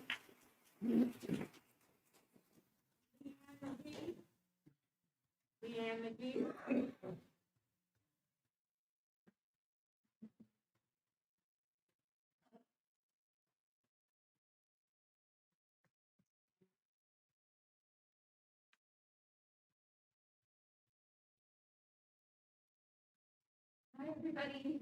I'm Leanne Latiz McGee. It's weird being outside, coming in, not hearing what's going on in here always, and then coming to talk, so sorry. But I did write a few notes. So I'm Leanne, most of you know me. I have 4 kids, 3 are in the district right now, all 4 will be next year. And I have had kids at Horizon, Discovery, and Bob Jones, including I have 2 at Bob Jones now, 1 at Horizon. So I'm a lawyer, so not in Alabama, but in Florida. So let me ask you a question. If someone sued the school board for something, anything important, and it seemed kind of serious, right? It's a law school. I mean, it's a lawsuit. Would you all get together, collaborate, talk to maybe some parents, and then make a decision on how to react to the lawsuit? And then one of you would sit down and like type out the answers to the allegations in the complaint? Of course, you would not do that. Who would you go to? Your lawyer, the school board lawyers, your personal lawyers, your insurance company provider. I mean, people like you and me, I'm a lawyer, I'm a smart person, but we should not be making decisions about, like you guys that are not lawyers, should not be making decisions about how to react to a legal procedure in a complaint. Just like in a medical issue like this one, even me, I'm a smart person, should not be making the decision about masks. Now, of course, I'm in favor of masks. I'm also in favor of everyone's civil rights, people having the right to speak up, to be heard, people I disagree with. I want them to be heard and respected as well. But the bottom line is that this isn't about our rights or our what we want. It's about what is right for our kids in this community and in the whole world. And so I have heard some musings outside about how in some other countries they're not requiring masks as much, but in those other countries they have high vaccination rates. If we had a high vaccination rate here in Madison City or even in our county, in our state, our country, we wouldn't have to be wearing masks right now. If we had kept the momentum going up back in May, June, July, and had kept getting vaccinated at that rate, my kids could go to school now without worrying. Now, I'm lucky. My 3 oldest all are vaccinated. And my little niece in Florida turned 12 yesterday. For her birthday before school, she went and got vaccinated. But my youngest daughter is 10. She is at Horizon Elementary. She wears her mask. She has no problem with it. She's respectful of the kids who tell her that vaccines are bad and the science behind it is bad. And she says, as soon as they let me, I'm getting the vaccine. And of course she says that because we make her feel confident in that. But I do feel confident in that. And so I'm not asking everyone to have to go get their kids vaccinated. I'm not even asking adults to get vaccinated, although yes, I wish everyone would get vaccinated, everyone who can. But for those of you who choose not to, it's because of that, or who can't. We need the masks, especially in the elementary schools. I'd like to see us keep it in all the schools for a little bit longer until the medical experts tell us that it's okay not to, the local medical experts. But if we are forced in a position, at least do it in the elementary schools where the kids have no choice. They literally can't get vaccinated. Thank you. Sorry, I almost ran out of time. Thank you. Thank you.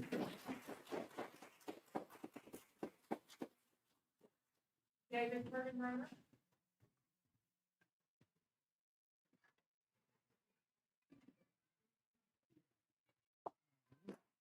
Wow. I'm just glad I'm not sitting up there. You guys have a hard decision. First, congratulations on the National Merit Scholarships. The numbers are amazing for both high schools. And we all know that the credit doesn't stop at the high schools. It rolls down to the elementary schools and the middle schools. Y'all must be doing something right out there. So,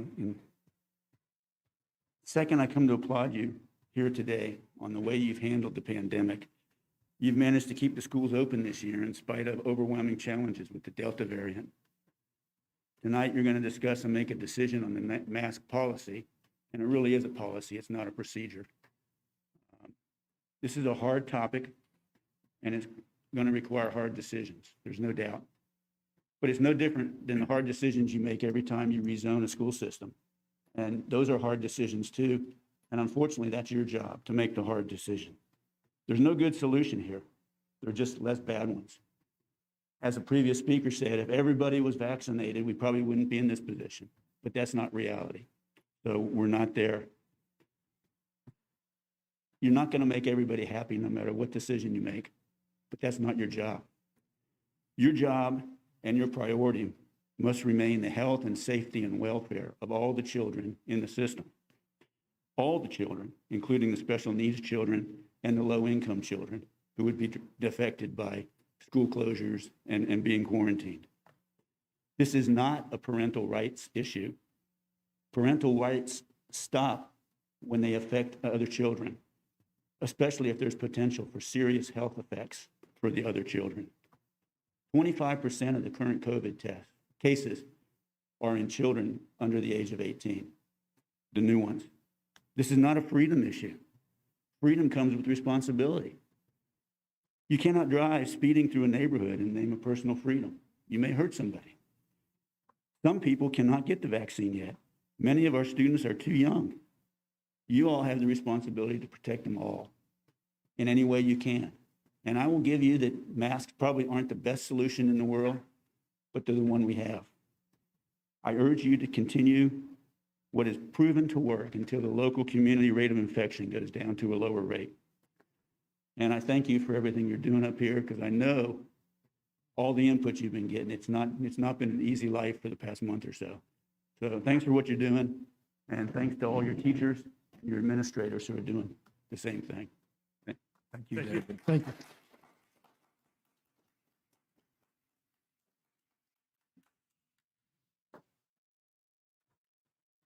And that brings an end to our public comments. We will move into business action items. Dr. Nichols.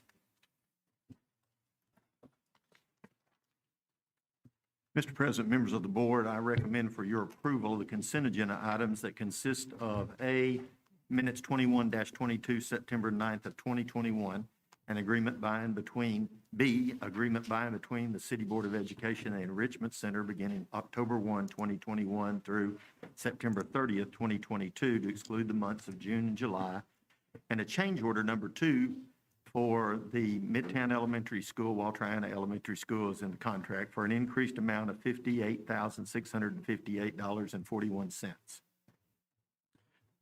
Board, the superintendent recommends approval of the consent agenda items listed before you. Can I have a motion and a second? So moved. Second. We have a motion by Ms. Lessman and a second by Mr. Farrar. All those in favor, please say aye. Aye. Any opposed? Any abstain?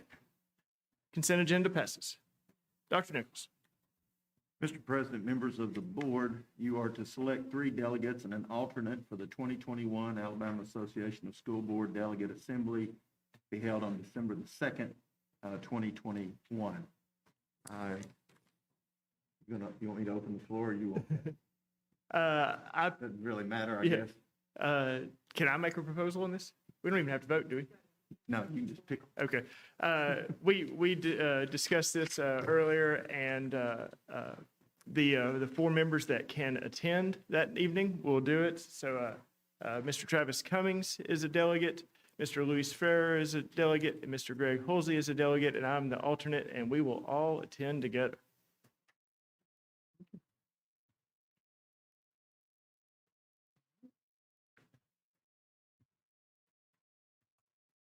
Do we need a motion, Ms. King? I don't think we need anything. Okay.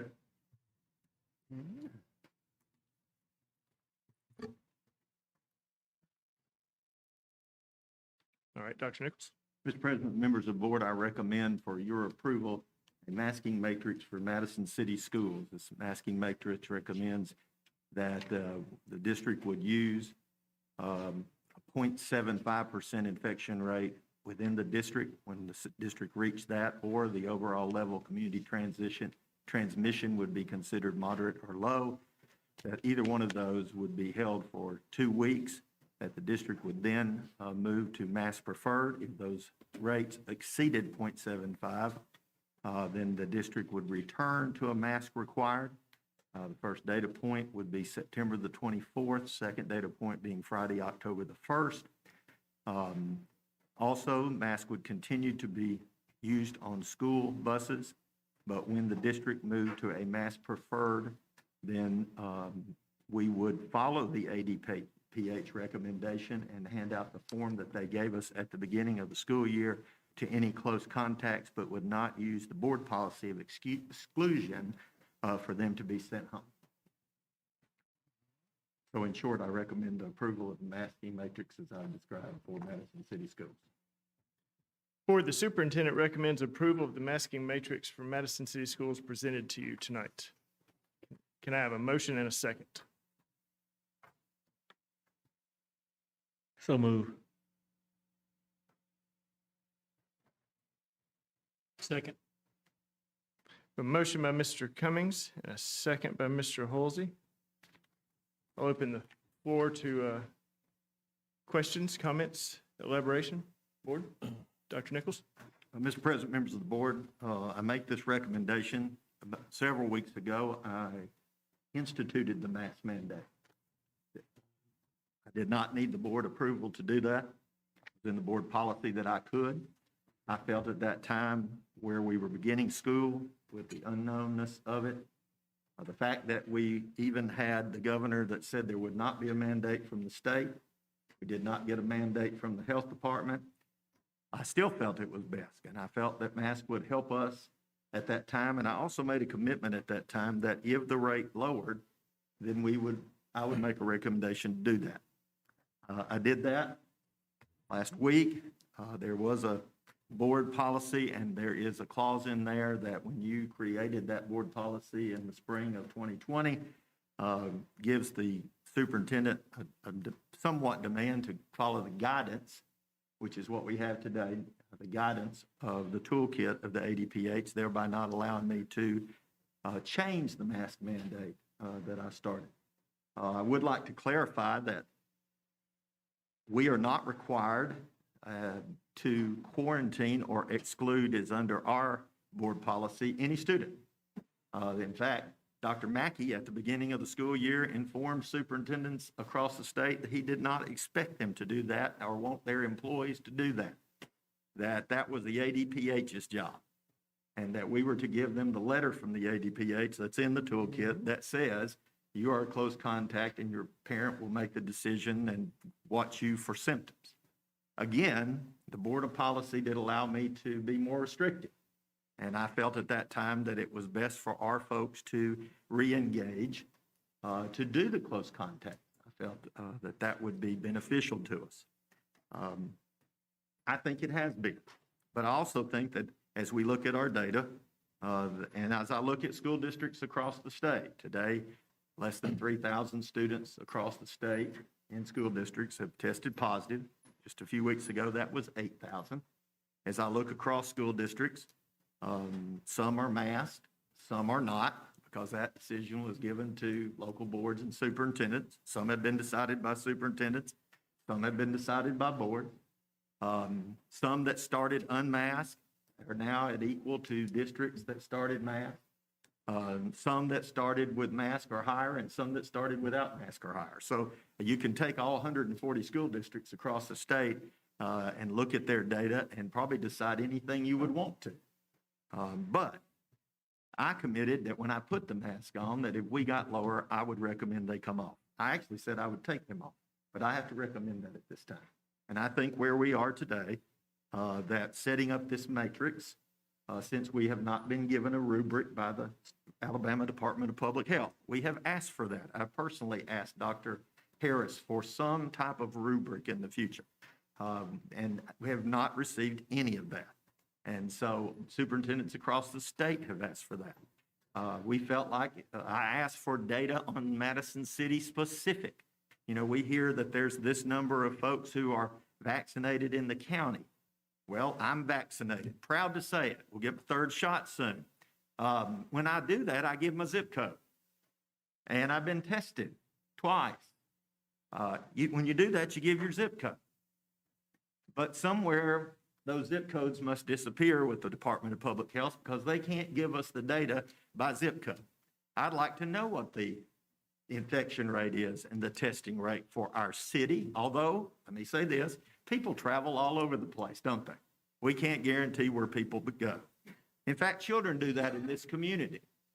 We're mask preferred as a city, but our hospitals, as someone has said tonight, are packed in the intensive care unit. Most of them packed with adults. But we're mask preferred in our city. Our city council and mayor, mask preferred. Our county commission, mask preferred. Our state government, mask preferred. So, I promise you, I lay awake at night and struggle with every breath of decision. But I also promised that when this district got better, I would make this recommendation. I respect this board and I respect their decision. If they approve it, that's great. And if they don't, that's great. But I would also encourage everybody out here that if we care about everybody, we would ask our city government to put a mask mandate on. Why wouldn't we? Well, those folks can be vaccinated, people would say. They're adults. All the citizens are not adults. I would encourage you to ask the ADPH to give us a rubric, to give guidance on where they think they will go when data changes. We would like to have that. But with the data I have and that I'm looking at, I make this recommendation to you as the board. Thank you, Dr. Nichols. Board? Dr. Nichols, what was the positive rate in the system as of last Friday? As of last Friday, it was 0.27.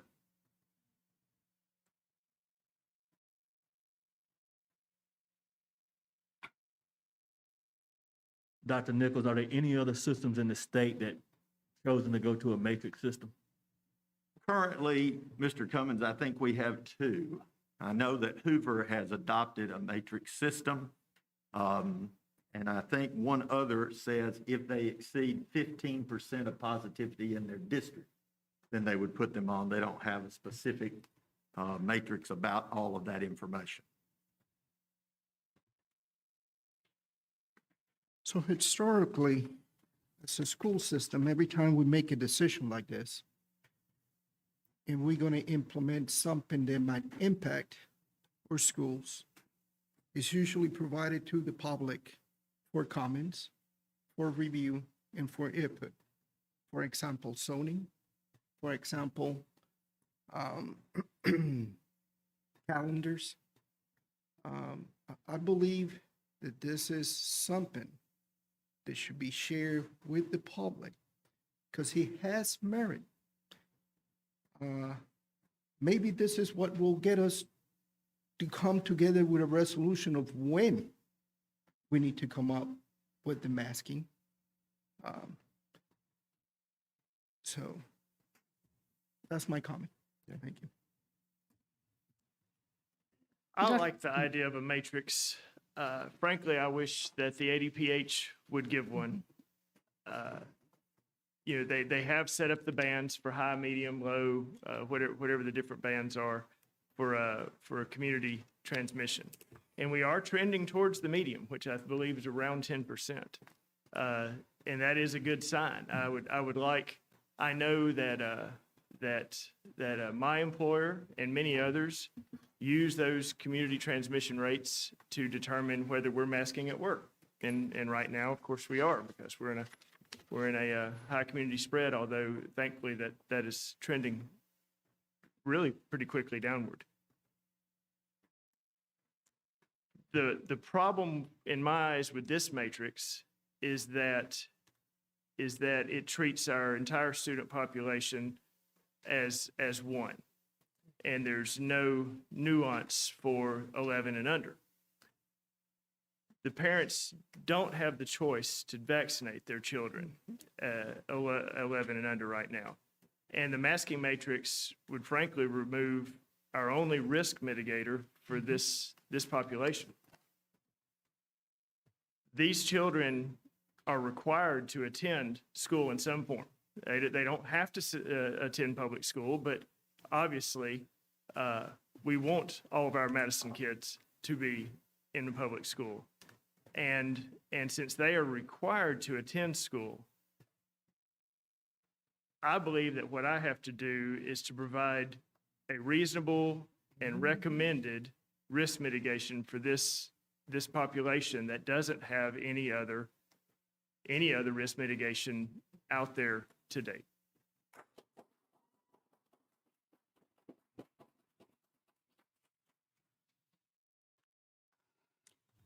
To caveat on that, with the elementary kids,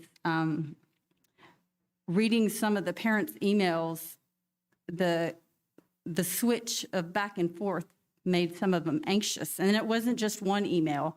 I got a couple on that. And I think the 11 and under, that I'm hesitant on that as well. And especially since they don't have a vaccination available for them. We're about to hit fall break next week. I don't know if people are traveling abroad. I think that's a risk. And I'm wondering who helped you with this matrix, Dr. Nichols, to come up with it? Well, across the state, several superintendents have discussed the matrix, trying to figure out and looking at our data from the schools. You know, as you look at the CDC data, in August of this year, according to the CDC, the 7-day average of cases for children 5 to 11 was 153 a day. 12 to 15 was 177 a day. That jumped up September the 1st to 506 a day for ages 5 and 11 and 673 for 12 to 15-year-olds. Today, that is 21 a day for 5 to 11s and 22. So I think all of us in conversations with each other that are looking at trying to change where we are, looked at that, and I put those numbers together and looked at this for this recommendation I made. So with the other superintendent, and I just think also with that, I know that it supposedly doesn't affect the kids as much, but the teacher population that are teaching these kids, just want to think about them too. And I've had emails from both sides. Yeah. I want to make sure our teachers know, we want them to have their opinion. If they feel one way or the other. And I've gotten emails from folks saying, I'm glad we took them off when they were off for 2 days. And I've had folks that send emails that said, I think they need to stay on. So it's split like the decision across the district. You were going to say something? Dr. Nichols, what is the percentage of our students from 11 and under as a system? Our K-5 is about 5,200 students.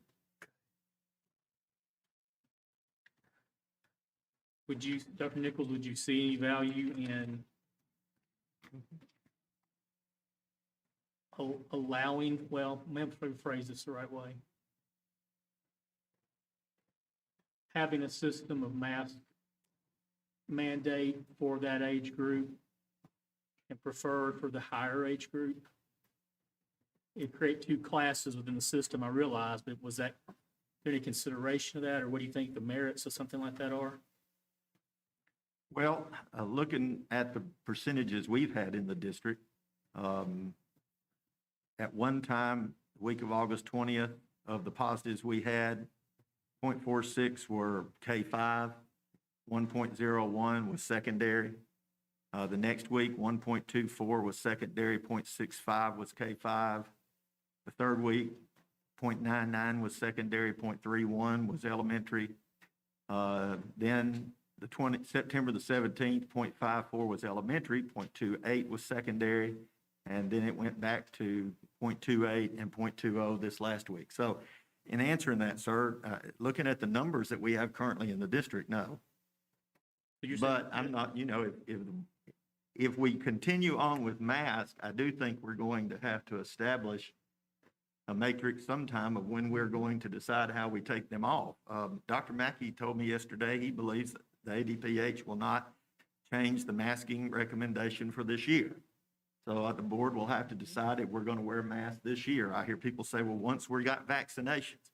Well, I'm not saying I disagree or agree with that, but what I'm saying is sooner or later, we either have to say we're going to wear them until they tell us to take them off, or we're going to cross the line with them somewhere. And I feel like setting up this matrix allows the matrix to decide based on the numbers inside the district. I absolutely agree with the concept of a matrix. I think you've got to have some defined data points that are the goal. So I definitely agree with that. It takes, hopefully it takes emotion out of a decision. It follows data.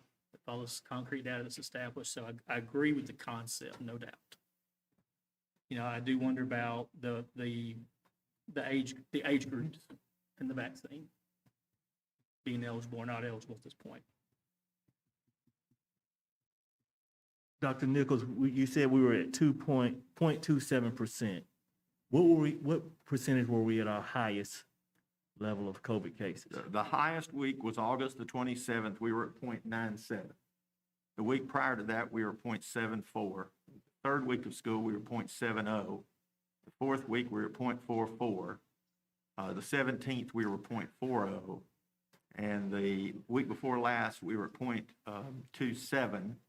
And as of today, we're averaging, we have 26 for 6 days. It'd probably be good if I clarify this. We provide the numbers to ADPH on Monday. So they go Monday to Monday, and then they post them like Thursday on their website. We count from Friday at noon to Friday at noon, okay? And that's what we've always done. And so we're not to noon tomorrow yet. But as of the finish of school today, we have 26, which would mean we probably are averaging about 4 a day this week. Probably have about 30 tomorrow. If we have 30, that'd be about 0.22. Now that includes staff. So We have 12,200 students, about 1,400 staff, so you take those numbers and work those through the 13,600 bodies inside our buildings that we have, so. But somewhere between 0.19 and 0.24 this week.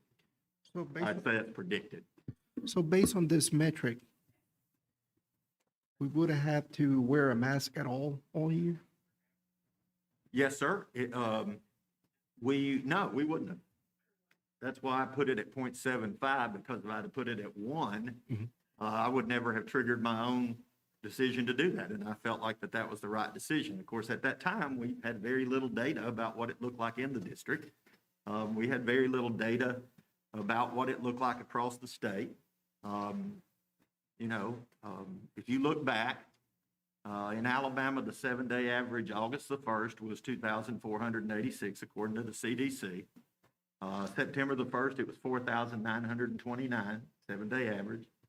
Today, it's 1,284.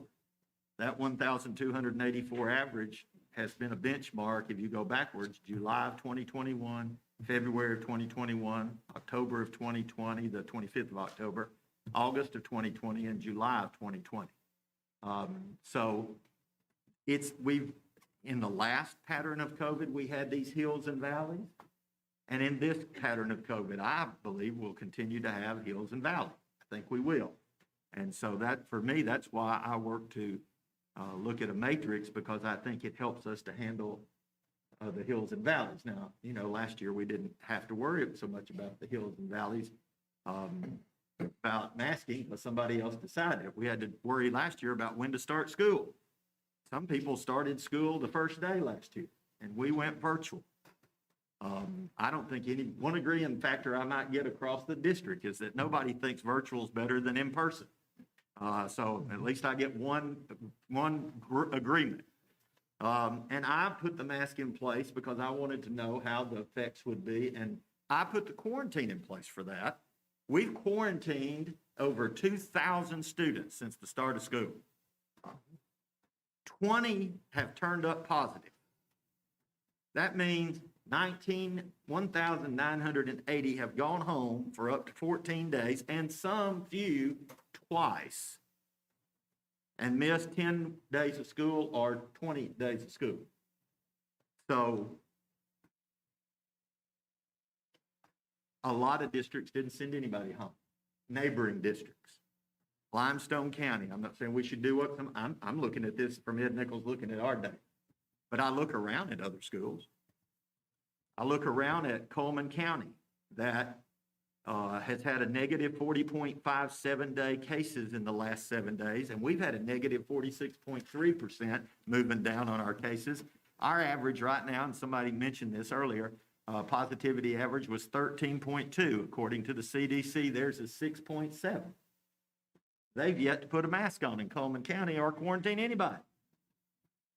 Now, I'm not saying that I should have done what they did. If I go back 8 weeks, I'd still put them on. And I'd take the heat that I got 8 weeks ago, because I think it was the right thing with the unknown before. So, but that's where we are percentage-wise. So what things are we considering to put in place to mitigate risk? The metric is telling me if I'm going up, that means I'm going to put masks. But what is it that we're going to do, and what is it the procedures, and what is it the school's going to do to continue to do to make sure that doesn't spike up? We'll continue to clean our buildings. We've got to do a better job of that. We're challenged right now with custodians across the district, bus drivers, but we've talked about hiring outside services to come in. Next week when we're gone, we're coming in to clean buildings. I think we need to go back and really encourage again folks using hand disinfectant. We haven't used as much this year as we did last year. The machines are still there, but the people don't walk by them like they did last year and use them. So I think we can continue to mitigate like that, and if it goes back up, then it'll trigger itself to put them back on. And let me just say this: I know there's this great argument about freedom. I'm all for everybody's freedom. There's nobody in here who's probably not for everybody's freedom. This school board, under the authority of the state school board and the legislature, has the authority to put masks on kids. Let me just get that cleared up. You can disagree with it, and you need to talk to your legislator about it. They can change whatever law they want, but the law is mandated that the school board can do that. It's well within their right. So if you want to argue that you think that's a wrong decision, great. But you can't argue that they have the authority to do that. Woody's here, and our attorney, he'd be glad to send you and cite the cases to. So, you know, I'm not arguing that this works greatly or not, that we have people that get positive that have them on. But I can say that I think I put them on for that reason, because I wanted to make sure we got a good start to school and could stay in school. But I also said if it changed, I would make the recommendation to do that. And I think it's the time to do that. But I leave that to the respect of the board. So to caveat on Mr. Farrer's question on the cleaning and the mitigation procedures, if this is an airborne virus, not a bacteria, what are we doing to mitigate the airborne part? Well, the best thing we can do is clean and spray. That's the best thing, other than if people think that wearing a mask has made the difference to do that, and the board wants to continue to do that. Has the metric been shared with our health experts? No, I haven't shared it with Dr. Landers or Dr. Harris. I've asked for data from them that would help to establish it, and haven't gotten it. Dr. Nichols, on the 0.27, it seemed like maybe 2 weeks ago we was at 0.49. So we've definitely had a decrease in the numbers. Do you still think that 7.5 is the most appropriate number if we down to 2.7 now? I do. I think 1, we've never been below 1. So I think Hoover's is 1. I didn't put 1 because we would have never been below it. And I think if it gets back up to that point, so I set it lower. There's some discussion that some school districts out there will do one at 0.5. We've been under 0.5 since September the 10th. So we would have triggered that 2 weeks ago. But again, we continue to look at the data, whatever you all decide. If you decide to follow matrix, there's nothing that says we can't change the matrix in the future if we see data change. We could also hold off and Yes, ma'am. vote on it later as well. Yes, ma'am. We can bring it back up. Under any matrix, no matter what the data points are, you run the risk of shifting back and forth Yes, based sir. on the data. Do you see any negative impacts of, this 2 weeks mask on, this 2 weeks mask preferred? If it were a state that you had to go back and forth, is there any detrimental impacts there? I don't see it. I've had people tell me the first 2 days we had it off, they were glad. But I think it does give us the ability to communicate that change in advance better.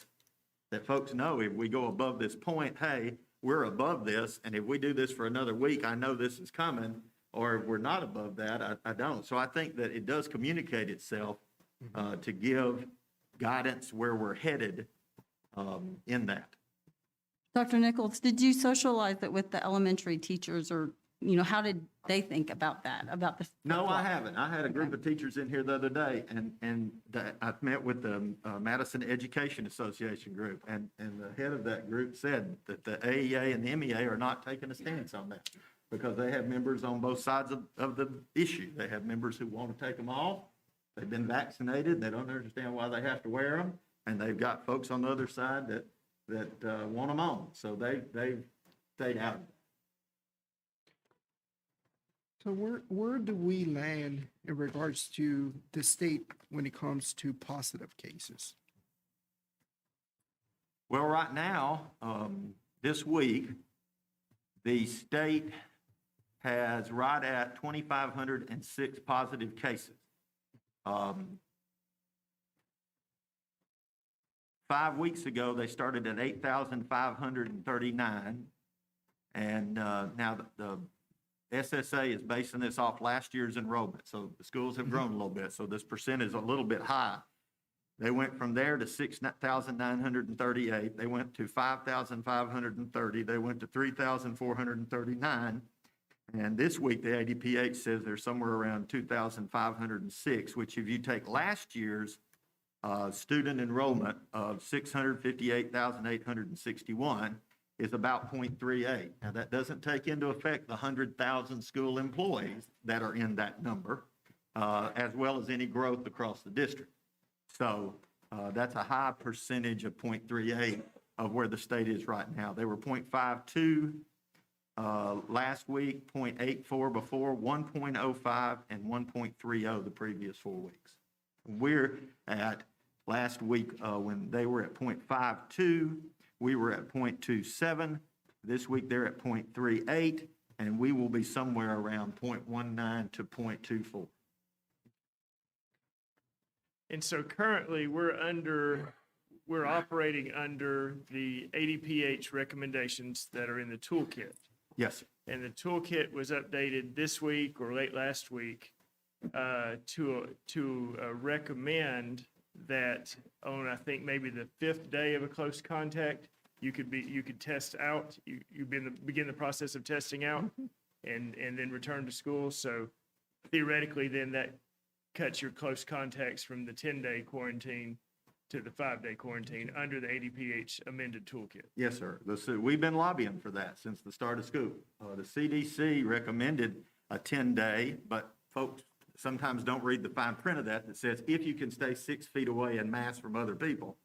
But they also recommended after the 5th day that you could test and test out of your quarantine. So now we can test folks out if we're masked, utilizing the after 5 days, either a rapid test or the other test, PCR test, and they can return on the 8th day. Again, some districts will use that, but there are some districts that are not quarantining anyone at all, so the change didn't make any difference to them. Yeah. So, It sounds like the numbers going lower, it sounds like the masks are working then. well, if I didn't think they worked, I wouldn't have put them on, but at the same time, when I look across the school districts, those that have them on and those that have them off, they're all going down. So the ones that haven't put them on are going to argue with you in Limestone County that their number this week has gone down, and that they're going to argue that they're at 0.26, so they're under us. So they will argue that having them off didn't make any difference. They have a less rate than we do. I'm not agreeing or disagreeing. I'm just giving you the data on the spreadsheet. So, Dr. Nichols, I guess, who deals with the day-to-day situation of COVID? I'm assuming it's or nurses, correct? Yes, sir. They're the ones who know truly what's going on in each individual schools. What is it that our nurses are recommending? Well, I would say that Nurse Bonnie would say that she would recommend that we keep them on, although she's not sure how long ADPH is going to continue to do that, and they may do it in perpetuity, and she understands that somewhere we would have to cross that. And I've had nurses that don't want to say who they are, that have like teachers, some that they think we need to take them off. So, but Nurse Bonnie, I think, would recommend that we keep them off. Okay. Dr. Nichols, on all the previous COVID-related decisions, this board have not had to make a decision or had to vote on that because we gave the superintendent position the ability to make those decisions, correct? Yes, sir. Okay. So this one is here because there's some language in our ordinance when we passed over that ability because we felt that the superintendent had access to get the most appropriate information to make the best decision. Okay. But this one is coming to us because of some language that's in the ordinance that says, refers to guidance, correct? Yes, sir. And I think Mr. Sanderson, I'll turn to him, he was part of the authorship of writing that in the spring of 2020, and we've had this discussion that I don't think anybody at the author of writing that envisioned a time when the governor of this state, if there was a pandemic, would not have put masks on everybody, or that the ADPH would recommend something and not give the authority to do it that had the authority to do it. They have the authority to do it. So I don't discredit that policy at all. It's just written that way, but that was at the beginning of the pandemic, and the board was looking to give some quick turnaround to the superintendent, and to make decisions because things were changing rapidly during that time. Mr. Sanderson, would you? I guess briefly speak to that, the policy, as Dr. Nichols referred to, was put in place at the beginning of the pandemic when we were shutting down schools and there were state of emergency orders from the governor and we're getting new guidance, seemed like virtually every day. And so the idea behind the policy was because there was so many decisions having to be made so fast and so many things coming up that we would authorize the superintendent to make those decisions. But there was a phrase that said based on guidance from the ADPH, or from, it didn't say ADPH, it said actually state and local healthcare officials, public health officials. So when we looked at that, and he did that at the beginning of school, he put the mask mandate on because what you had from ADPH was a recommendation for universal masking. So while he could do that unilaterally on the basis of that policy, because that language is in there, when you come to take it off at a point in time when the ADPH guidance hasn't changed and we don't have any new guidance, then our view was that should be that would come back to be a decision of the board. You had reserved for yourself the decision of whether to change a practice with respect to masking if it were not consistent with the current ADPH guidance. And it is guidance. It's not, there's not a state of emergency order. There's not a governor's order that requires anybody to follow it. As you know, a lot of school systems follow it. A lot of school systems don't. They've made individual decisions on it. But those, and of course, some of them don't have the policy that you put in place. But generally, that's a decision that the board can freely make at your discretion, whether you keep the mask on or you take them off. I think you're authorized to do it. And it's just that in this case, because of that unique nature of the policy, Dr. Nichols wasn't unilaterally authorized to take them off.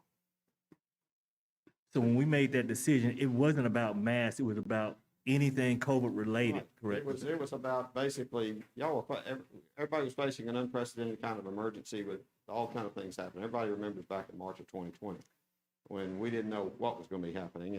And I think, I lost track, I think the governor in a state of emergency order ended up amending it at least 10 to 15 times. I mean, it kept changing and of course she ultimately, not that many months ago, lifted this state of emergency order. And so what you have now is just guidance from the ADPH, the toolkit that you referred to, about here's our best guidance that they issued right before school started about the way you can manage this and open schools safely and get your kids back in school. And it does have a recommendation for universal masking in it. That hasn't changed, although as Mr. Holtkamp mentioned, they have recently looked at and revised the quarantining aspect of it. So I think it's really important what Mr. Common just said. We're not voting on mask on or mask off.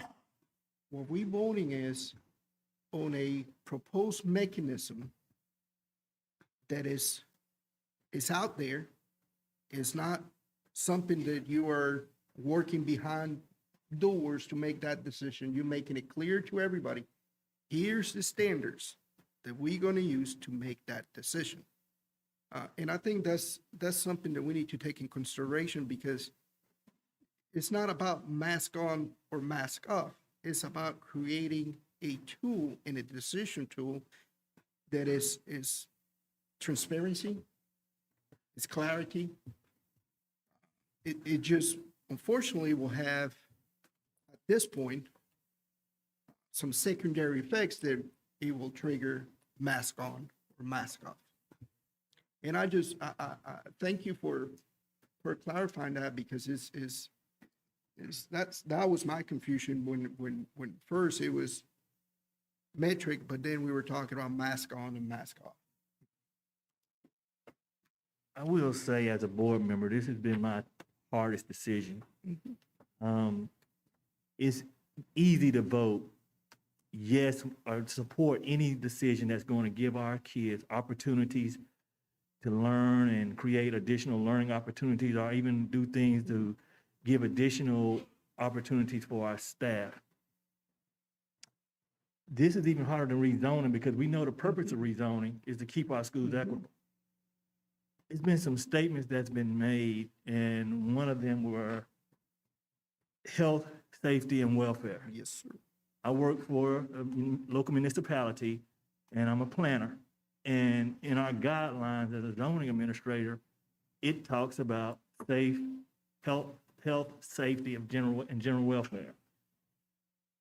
That being said, it's trying to do the right thing when we want to support our superintendent, and our superintendent did make the statement that we were going to look at this and be fluid in our decisions.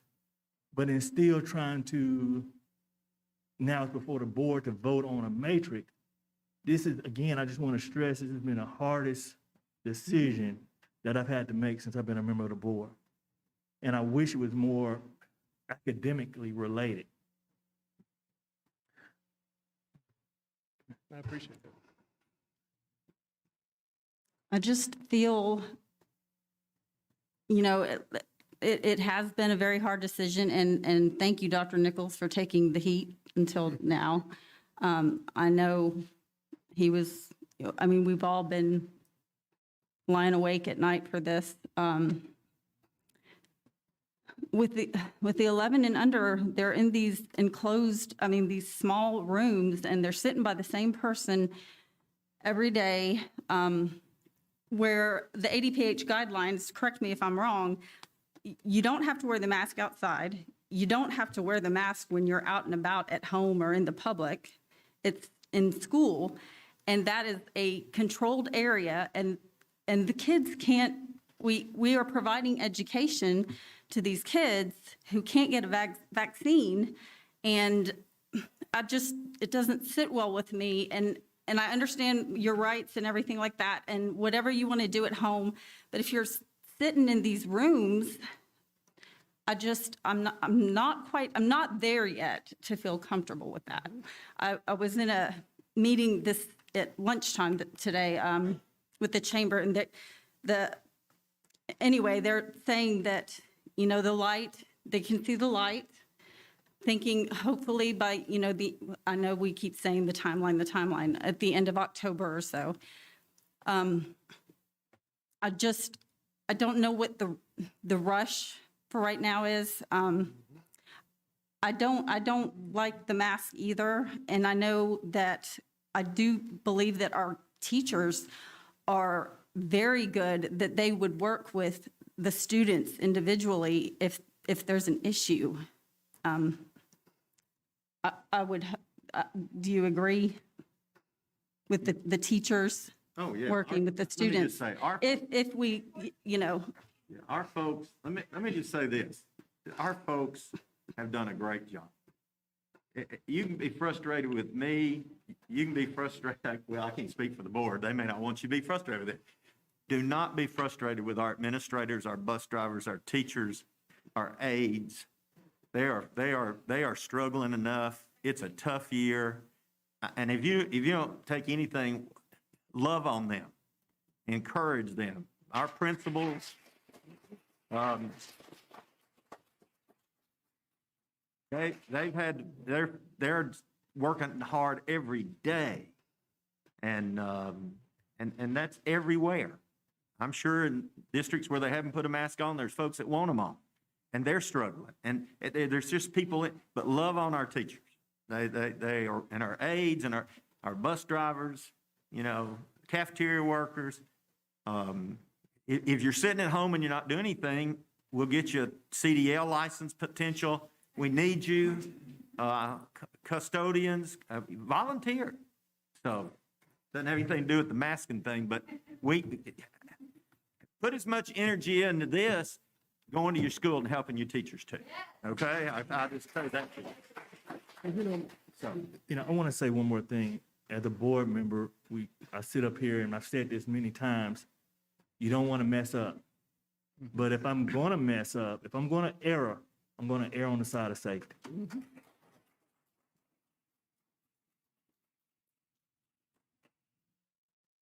Dr. Nichols, I have a couple questions. yes, sir. If this passes, how would you address what's been discussed tonight? And I don't know how accurate it is of the mask versus non-mask groups and students in a classroom. Well, the situation we got into when we went to mask preferred for 2 days was that we were still quarantining. And again, let me remind folks, that's my decision. The ADPH does not recommend that, and Dr. Mackey did not recommend that.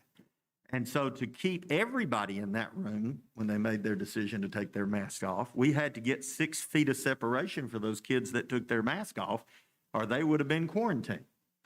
So if this matrix is adopted, when we're under mask preferred, we will not quarantine folks. We will expand the circle of the close contact letter to incorporate because of the change of masking if someone doesn't have one on, but we won't have to move anybody around.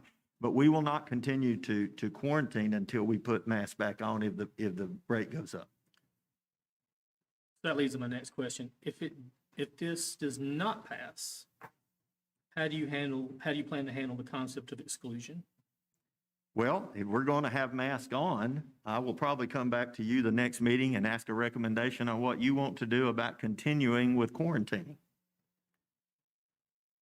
Because the ADPH guideline says that the school does not. They give you a letter to give to close contacts that tells them if they should monitor, much like businesses, monitor their symptoms, keep your child home if they show symptoms, and then our nurses wouldn't have to be doing all the figuring out and doing the close contact. And that would be on guidance of the state superintendent, who said to superintendents he didn't recommend they do that. Because we've actually been going above and beyond. Yes, we what's have. required and what we've been doing now. And I will say that I would probably come back and recommend that to you based on the fact that we've quarantined 2,000 students and 20 have turned positive. And I think that's significant about sending kids home. And I really want to get them back in school. And so I will probably come and recommend that to you. If there was a recent change in the guidance, would that not give you the ability to make that decision on your own? Under I'll ask Mr. Sanderson what his thoughts are on that, and then he can give me a legal advice, and then I'll let the board know.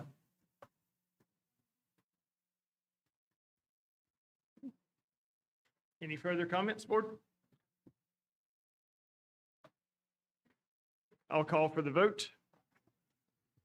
All those in favor of the superintendent recommendation of a masking matrix for Madison City Schools, please say aye. Aye. All those opposed? Nay? Nay. Nay. Nay? And all those that abstain? Motion fails. Dr. Nichols? Mr. President, members of the board, I recommend for your approval a first reading. Well, this is just to present to you a first reading for amendment of 2 policies. First one is 4.1.2, access restrictions authorization, and then also 7.3.6. These come from the policy committee. They deal with access restrictions authorization and promotion and dual enrollment courses. I just present those to you at this time, and then we'll make the proper communication and bring that back to you at the next time. Board, and especially our policy committee, which is chaired by Mr. Ferrer and Ms. Lessman. This is, as Dr. Nichols says, we do not vote on these, but if there's, I would like if we could get an explanation and kind of walk us through it, and if there's any questions, we can have those addressed. So there's 2 main new ones that we have done that we're amending. They're new. They're not new to our policy book. Which one is promotion? That one is it was recommended by the pipeline, and what it is it provides a general policy to provide student that indicates that student must meet applicable legal requirements in regards to promotion. This came about when the Alabama Literacy Act was passed, and then Senate Bill 98 got vetoed.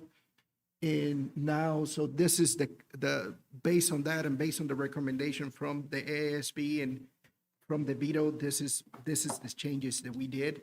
It just basically outlines the policy for in regards to what are the legal requirements for promotion. The second one is. Well, let's handle promotion first if the board has any questions on Okay, promotion. I'm sorry about that. So is there, did ASB give you a reason as to why they're fleshing this out more? I mean, typically, ASB has always recommended fewer metrics than more, and our current policy says having met applicable promotion criteria, and it looks like they're just, it still says in accordance with applicable law, but they give lots of ways you could get that. Credit earned in summer school programs, other academic programs, which obviously we're already taking into account with having met applicable promotion criteria.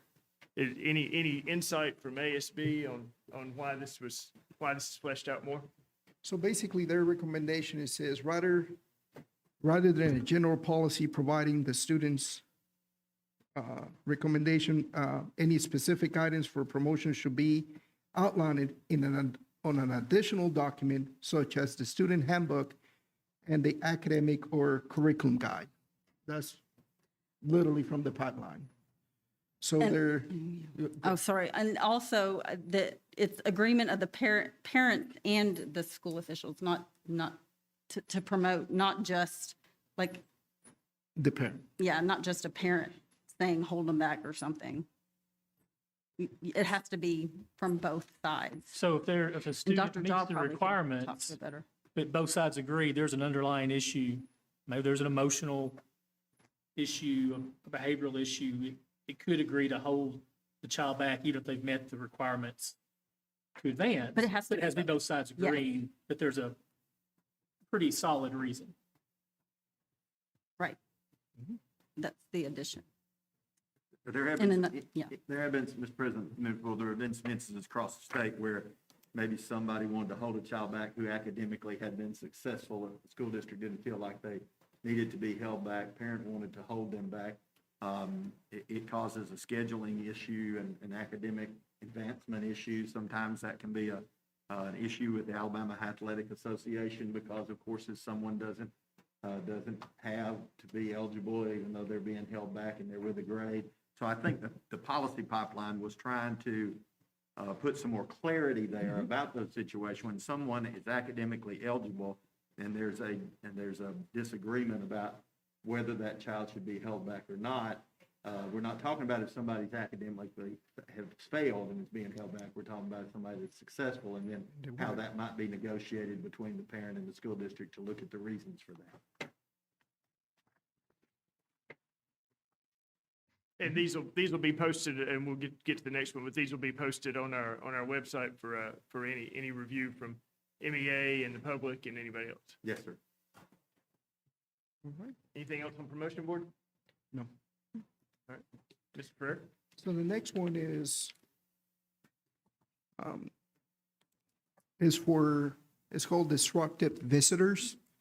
And what the discussion, it was a long discussion in the policy committee, because what the gist of this policy change is to provide school officials with additional tools for the safety and security for students. This clearly outlines what additional procedures they can take in situations where you have a disrupted visitor in the school system. I think one of the, if you see the changes, there's some right line in there, and there's some changes.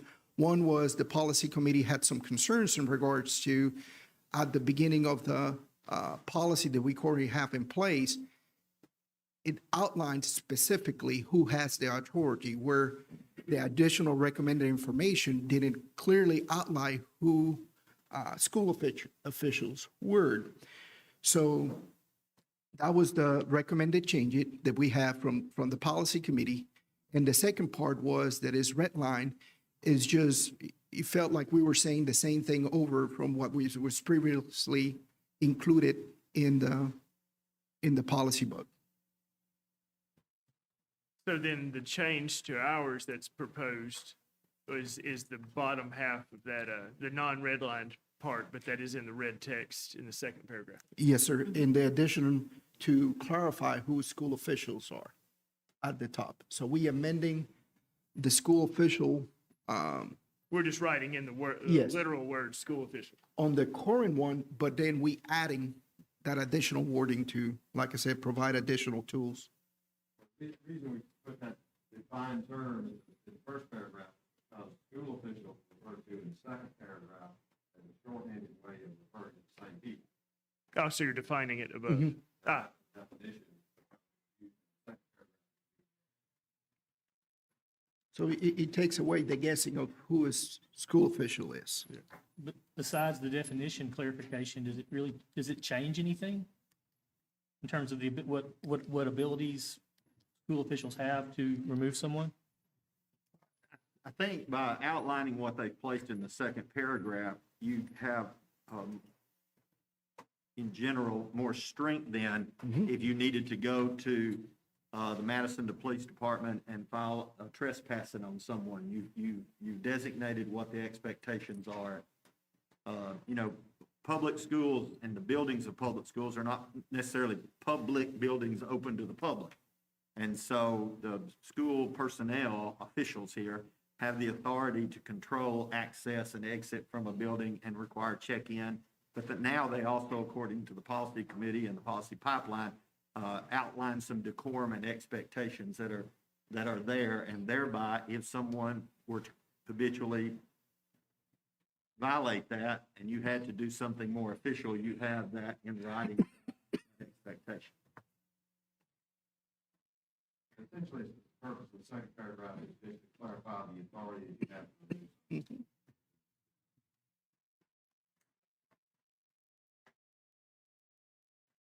well, I'd like to thank our, I don't want to step on, does anybody else have any comments on that? No, and I think just one last thing. This policy or this introduction doesn't take away from, is the way that it was described and the way that it was discussed is, this is not the go-to policy. It's just an additional tool when the escalation, you know, when you trying to develop, when you're trying to, if the confrontation, you know, we try everything we can. If nothing fails, then you go to this. I just want to make sure that people don't feel like now, if I don't just disagree with you, I'm going to ban you from the school system. Well, I want to thank our chairs of the policy committee and certainly the committee themselves for working through. I know at the beginning of the school year, sometimes ASB hands you a large document of things they recommend and things that might be recommended. And then also we all typically have internal policies. So it can be a time-consuming job, and I appreciate you guys, and I appreciate your committee that works on that. Nothing further. Dr. Nichols will move into personnel actions. Mr. President, members of the board, I recommend for approval the supplemental contracts for work to be performed by the Madison City Schools. Board, can the supplemental contracts be taken as a group? Yes, sir. The group's fine. Can I have a motion and a second for the superintendent recommending approval of the supplemental contracts before you? So moved. Second. A motion by Mr. Halsey and a second by Ms. Lessman. Any discussion, board? Call for the vote. All those in favor, please say aye. Aye. Any nays? Any abstains? Supplemental contracts pass. Dr. Nichols? Mr. President, members of the board, I recommend for your approval preliminary and advanced teacher excellence and accountability in mathematics and science, better known as a team contract for Madison City Schools. Board, the superintendent recommends approval of a Teams contract for a teacher for Madison City Schools. Can I have a motion and a second? So move. Second. I have a motion by Mr. Ferrer and a second by Ms. Lessman. Any discussion, board? Seeing none, I'll call for the vote. All those in favor, please say aye. Aye. Any opposed? Any abstain? Motion passes. Dr. Nichols. Mr. President, members of the board, I recommend for your approval the list of substitutes as presented for Madison City Schools. Board, the superintendent recommends approval of the list of substitutes that you have before you, can this be taken as a group? Seeing that a group's fine, can I have a motion and a second? So move. Second. We have a motion by Mr. Ferrer and a second by Mr. Cummings. Any discussion, board? Just like to note that this just adds to our current Yes, sir. Yes, sir. substitute list, and we are happy to add to our current substitute list. Yes, sir. All those in favor, please say aye. Aye. Any opposed? Any abstain? Motion passes. Dr. Nichols. Mr. President, members of the board, I recommend for your approval of personnel actions as presented to you. Board, the superintendent recommends approval of the personnel actions that you have before you. Can these be taken as a group? For the group, seeing that a group's fine, can I have a motion and a second? So move. Second. We have a motion by Ms. Lessman and a second by Mr. Ferrer. Any discussion, board? With no discussion, I'll call for the vote. All those in favor, please say aye. Aye. Any opposed? Any abstain? Motion passes. Are there any personnel actions that you'd like to draw attention to? Yes, sir, Mr. President. I'd like to first of all recognize Sherry Moon, who's retiring for 17 years of service as a minibus aide for Madison City Schools. She's very dedicated, loved her students, built strong rapport with her families, was reliable there, and the folks in transportation will sorely miss her, and we wish her the best. I also would like to recognize that we have a new Director of Technology. He's our former Coordinator of Technology, Mr. Thomas Payon. As the board knows, we posted that job back several months ago. We felt like that it is always good to develop, and after what we went through last spring with some challenges from outside the district, that having another hand in the technology department to look at the infrastructure, also allowing Mr. Payon to get off that board that's in his office and help us to develop plans long range as we develop our strategic plan. And now we will look for someone to be the coordinator.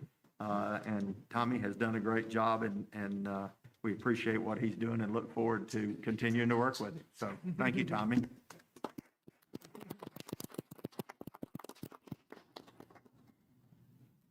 I think that is it. All right, with that, we will go straight into superintendent comments. Back to you, Dr. Nichols.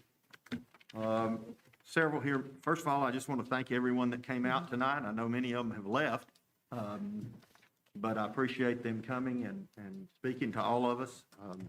I would like to thank Officer Paris, Sergeant Daw, and Officer Kiker. They're outside somewhere probably, and our SROs are fantastic. We're blessed in this community to have a great team that works across the district. Also, I would like to recognize that October is Dyslexia Awareness Month, and that in the next few days, on October the 1st, that's tomorrow, so not the next few days, October's here, it's tomorrow. We will be joining a partnership with Green Gate, Huntsville City Schools, and Madison County Schools, and through donations from the Women's Philanthropy Society, we will be training 90 teachers across those districts, 30 from each district, in Orton-Gillingham method, which is a proven scientific method to help our students. One of our goals as a district over the next several years is to get as many teachers as possible trained. I want to thank Lee Shaw and our curriculum team for working on that, and Dr. Donaldson and all that helped coordinate this and continue to expand that training and look for finances to do that. And so we are excited about that partnership. It's a $50,000 grant. It'll affect 2,700 students across those districts. And so I just thank our team for looking for that. We had a great visit this week from Ed Castile of AIDT. Mr. Castile heads industrial training across the state. They have offered to provide us a modular welding classroom, and that we hope in January to find students interested in that so that we can start back up a welding program. Great jobs out there right here near us in Madison, and we want to see about getting students getting started doing that. So we're working on the due diligence part of partnering with Global Tech Inc., a company in Decatur that has started different welding programs for AIDT. Our cost of that will be figuring out the schedule, finding students that are encouraged and paying to get the electricity turned on. The rest, a teacher and all, come from AIDT.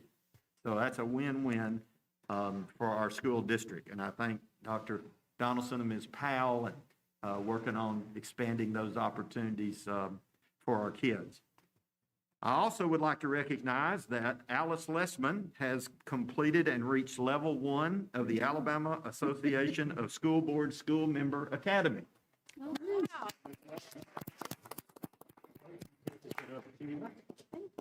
I would also like to recognize that Mr. Halsey has completed and reached level 2 of this school board certificate. So Mr. Halsey, congratulations. Mr. Cummings has reached level 3 of the school board member academy. And at the AASB meeting, because they won't let us hand this one out, Mr. Holcamp will be presented with level 4 or the master level. Plaque. So he will be presented with that. And I know that Mr. Frere has been gaining those. I think he's in between levels right now. So he's near 4, I think. So, we'll look forward to when we can present that to him as well. So I think that's all of it there, Mr. President. Thank you, Dr. Nichols. Board, it's time for board comments. I'll start on my left side tonight, and we'll start with Mr. Halsey. First of all, I want to congratulate Mr. Payon on this new role. Thank you for all you do to keep our technology going throughout the system. That's a very important role, and you do it very well, so congratulations again. Normally, I really wouldn't address my thoughts on a vote, but I think it's important to do that tonight, given the weight of the vote that we took on the matrix. Was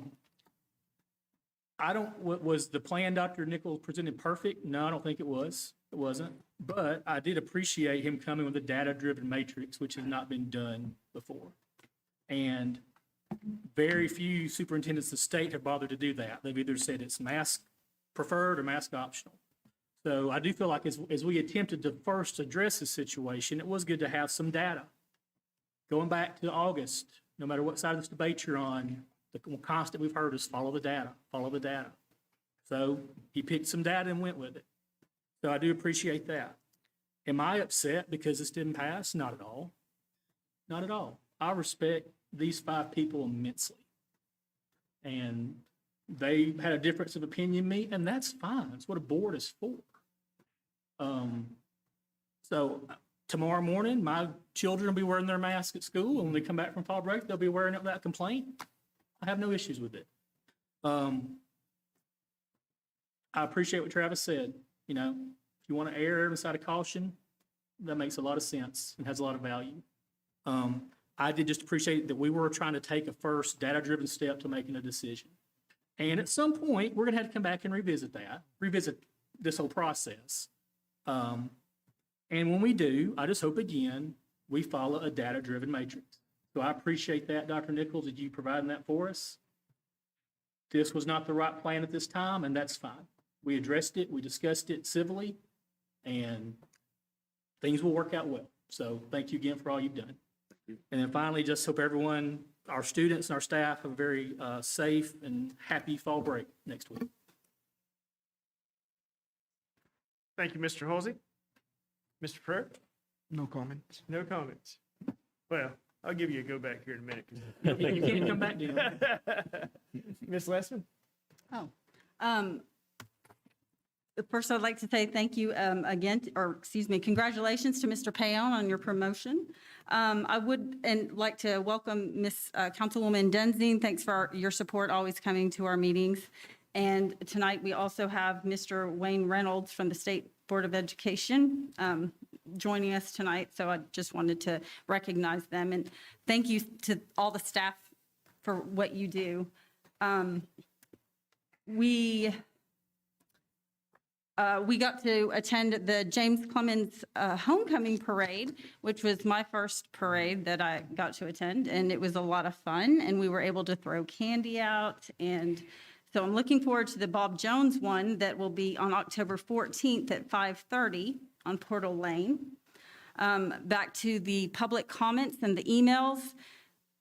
Thank you to everyone that emailed, and thank you to everyone that came and gave your comments. They were well thought out, and again, I'd just like to stress that this is in the school only. When you go out and about, I mean, like someone had stated, I don't have elementary school kids. My kids are vaccinated. I am too. So sometimes I will take my mask off when I'm somewhere. I feel like that it's not an enclosed space, and I don't have to be somewhere. If I go into a restaurant and I don't want to be there, I can walk out. And I just don't, that just doesn't happen in the public school. And so that is one of the reasons I voted the way I did. And also that the parameters that you came up with, Dr. Nichols, like Greg said, I do appreciate that. I was, again, hesitant with the fact, too, that it had not been socialized with the elementary or the teachers, and as well as what her recommendations were. So thank you. That's it. Thank you, Ms. Lessman. Mr. Cummings? Congratulations, Mr. Payon, well-deserved position. Thank you, Councilwoman Denzine, for coming as always and showing your support to our school system. Thank you, Dr. Reynolds, for coming and supporting this situation, whatever side you're on, but thank you for your presence. I will say, I feel obligated to say, even though we didn't have to take a vote on this, when Dr. Nichols decided to take the mask mandate off, I agree with that decision based off the fact that he said that he would look at the numbers, based off the fact that we said that we would be fluid in this situation. Now, I since have changed my mind and decided to err on the side of caution, but I just felt that it was appropriate for me to say that I did agree with that initial decision to take the mask off based off what was previously said.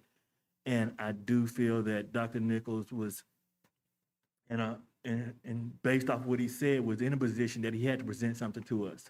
I'm glad tonight we didn't have to vote whether it was mask on or mask off.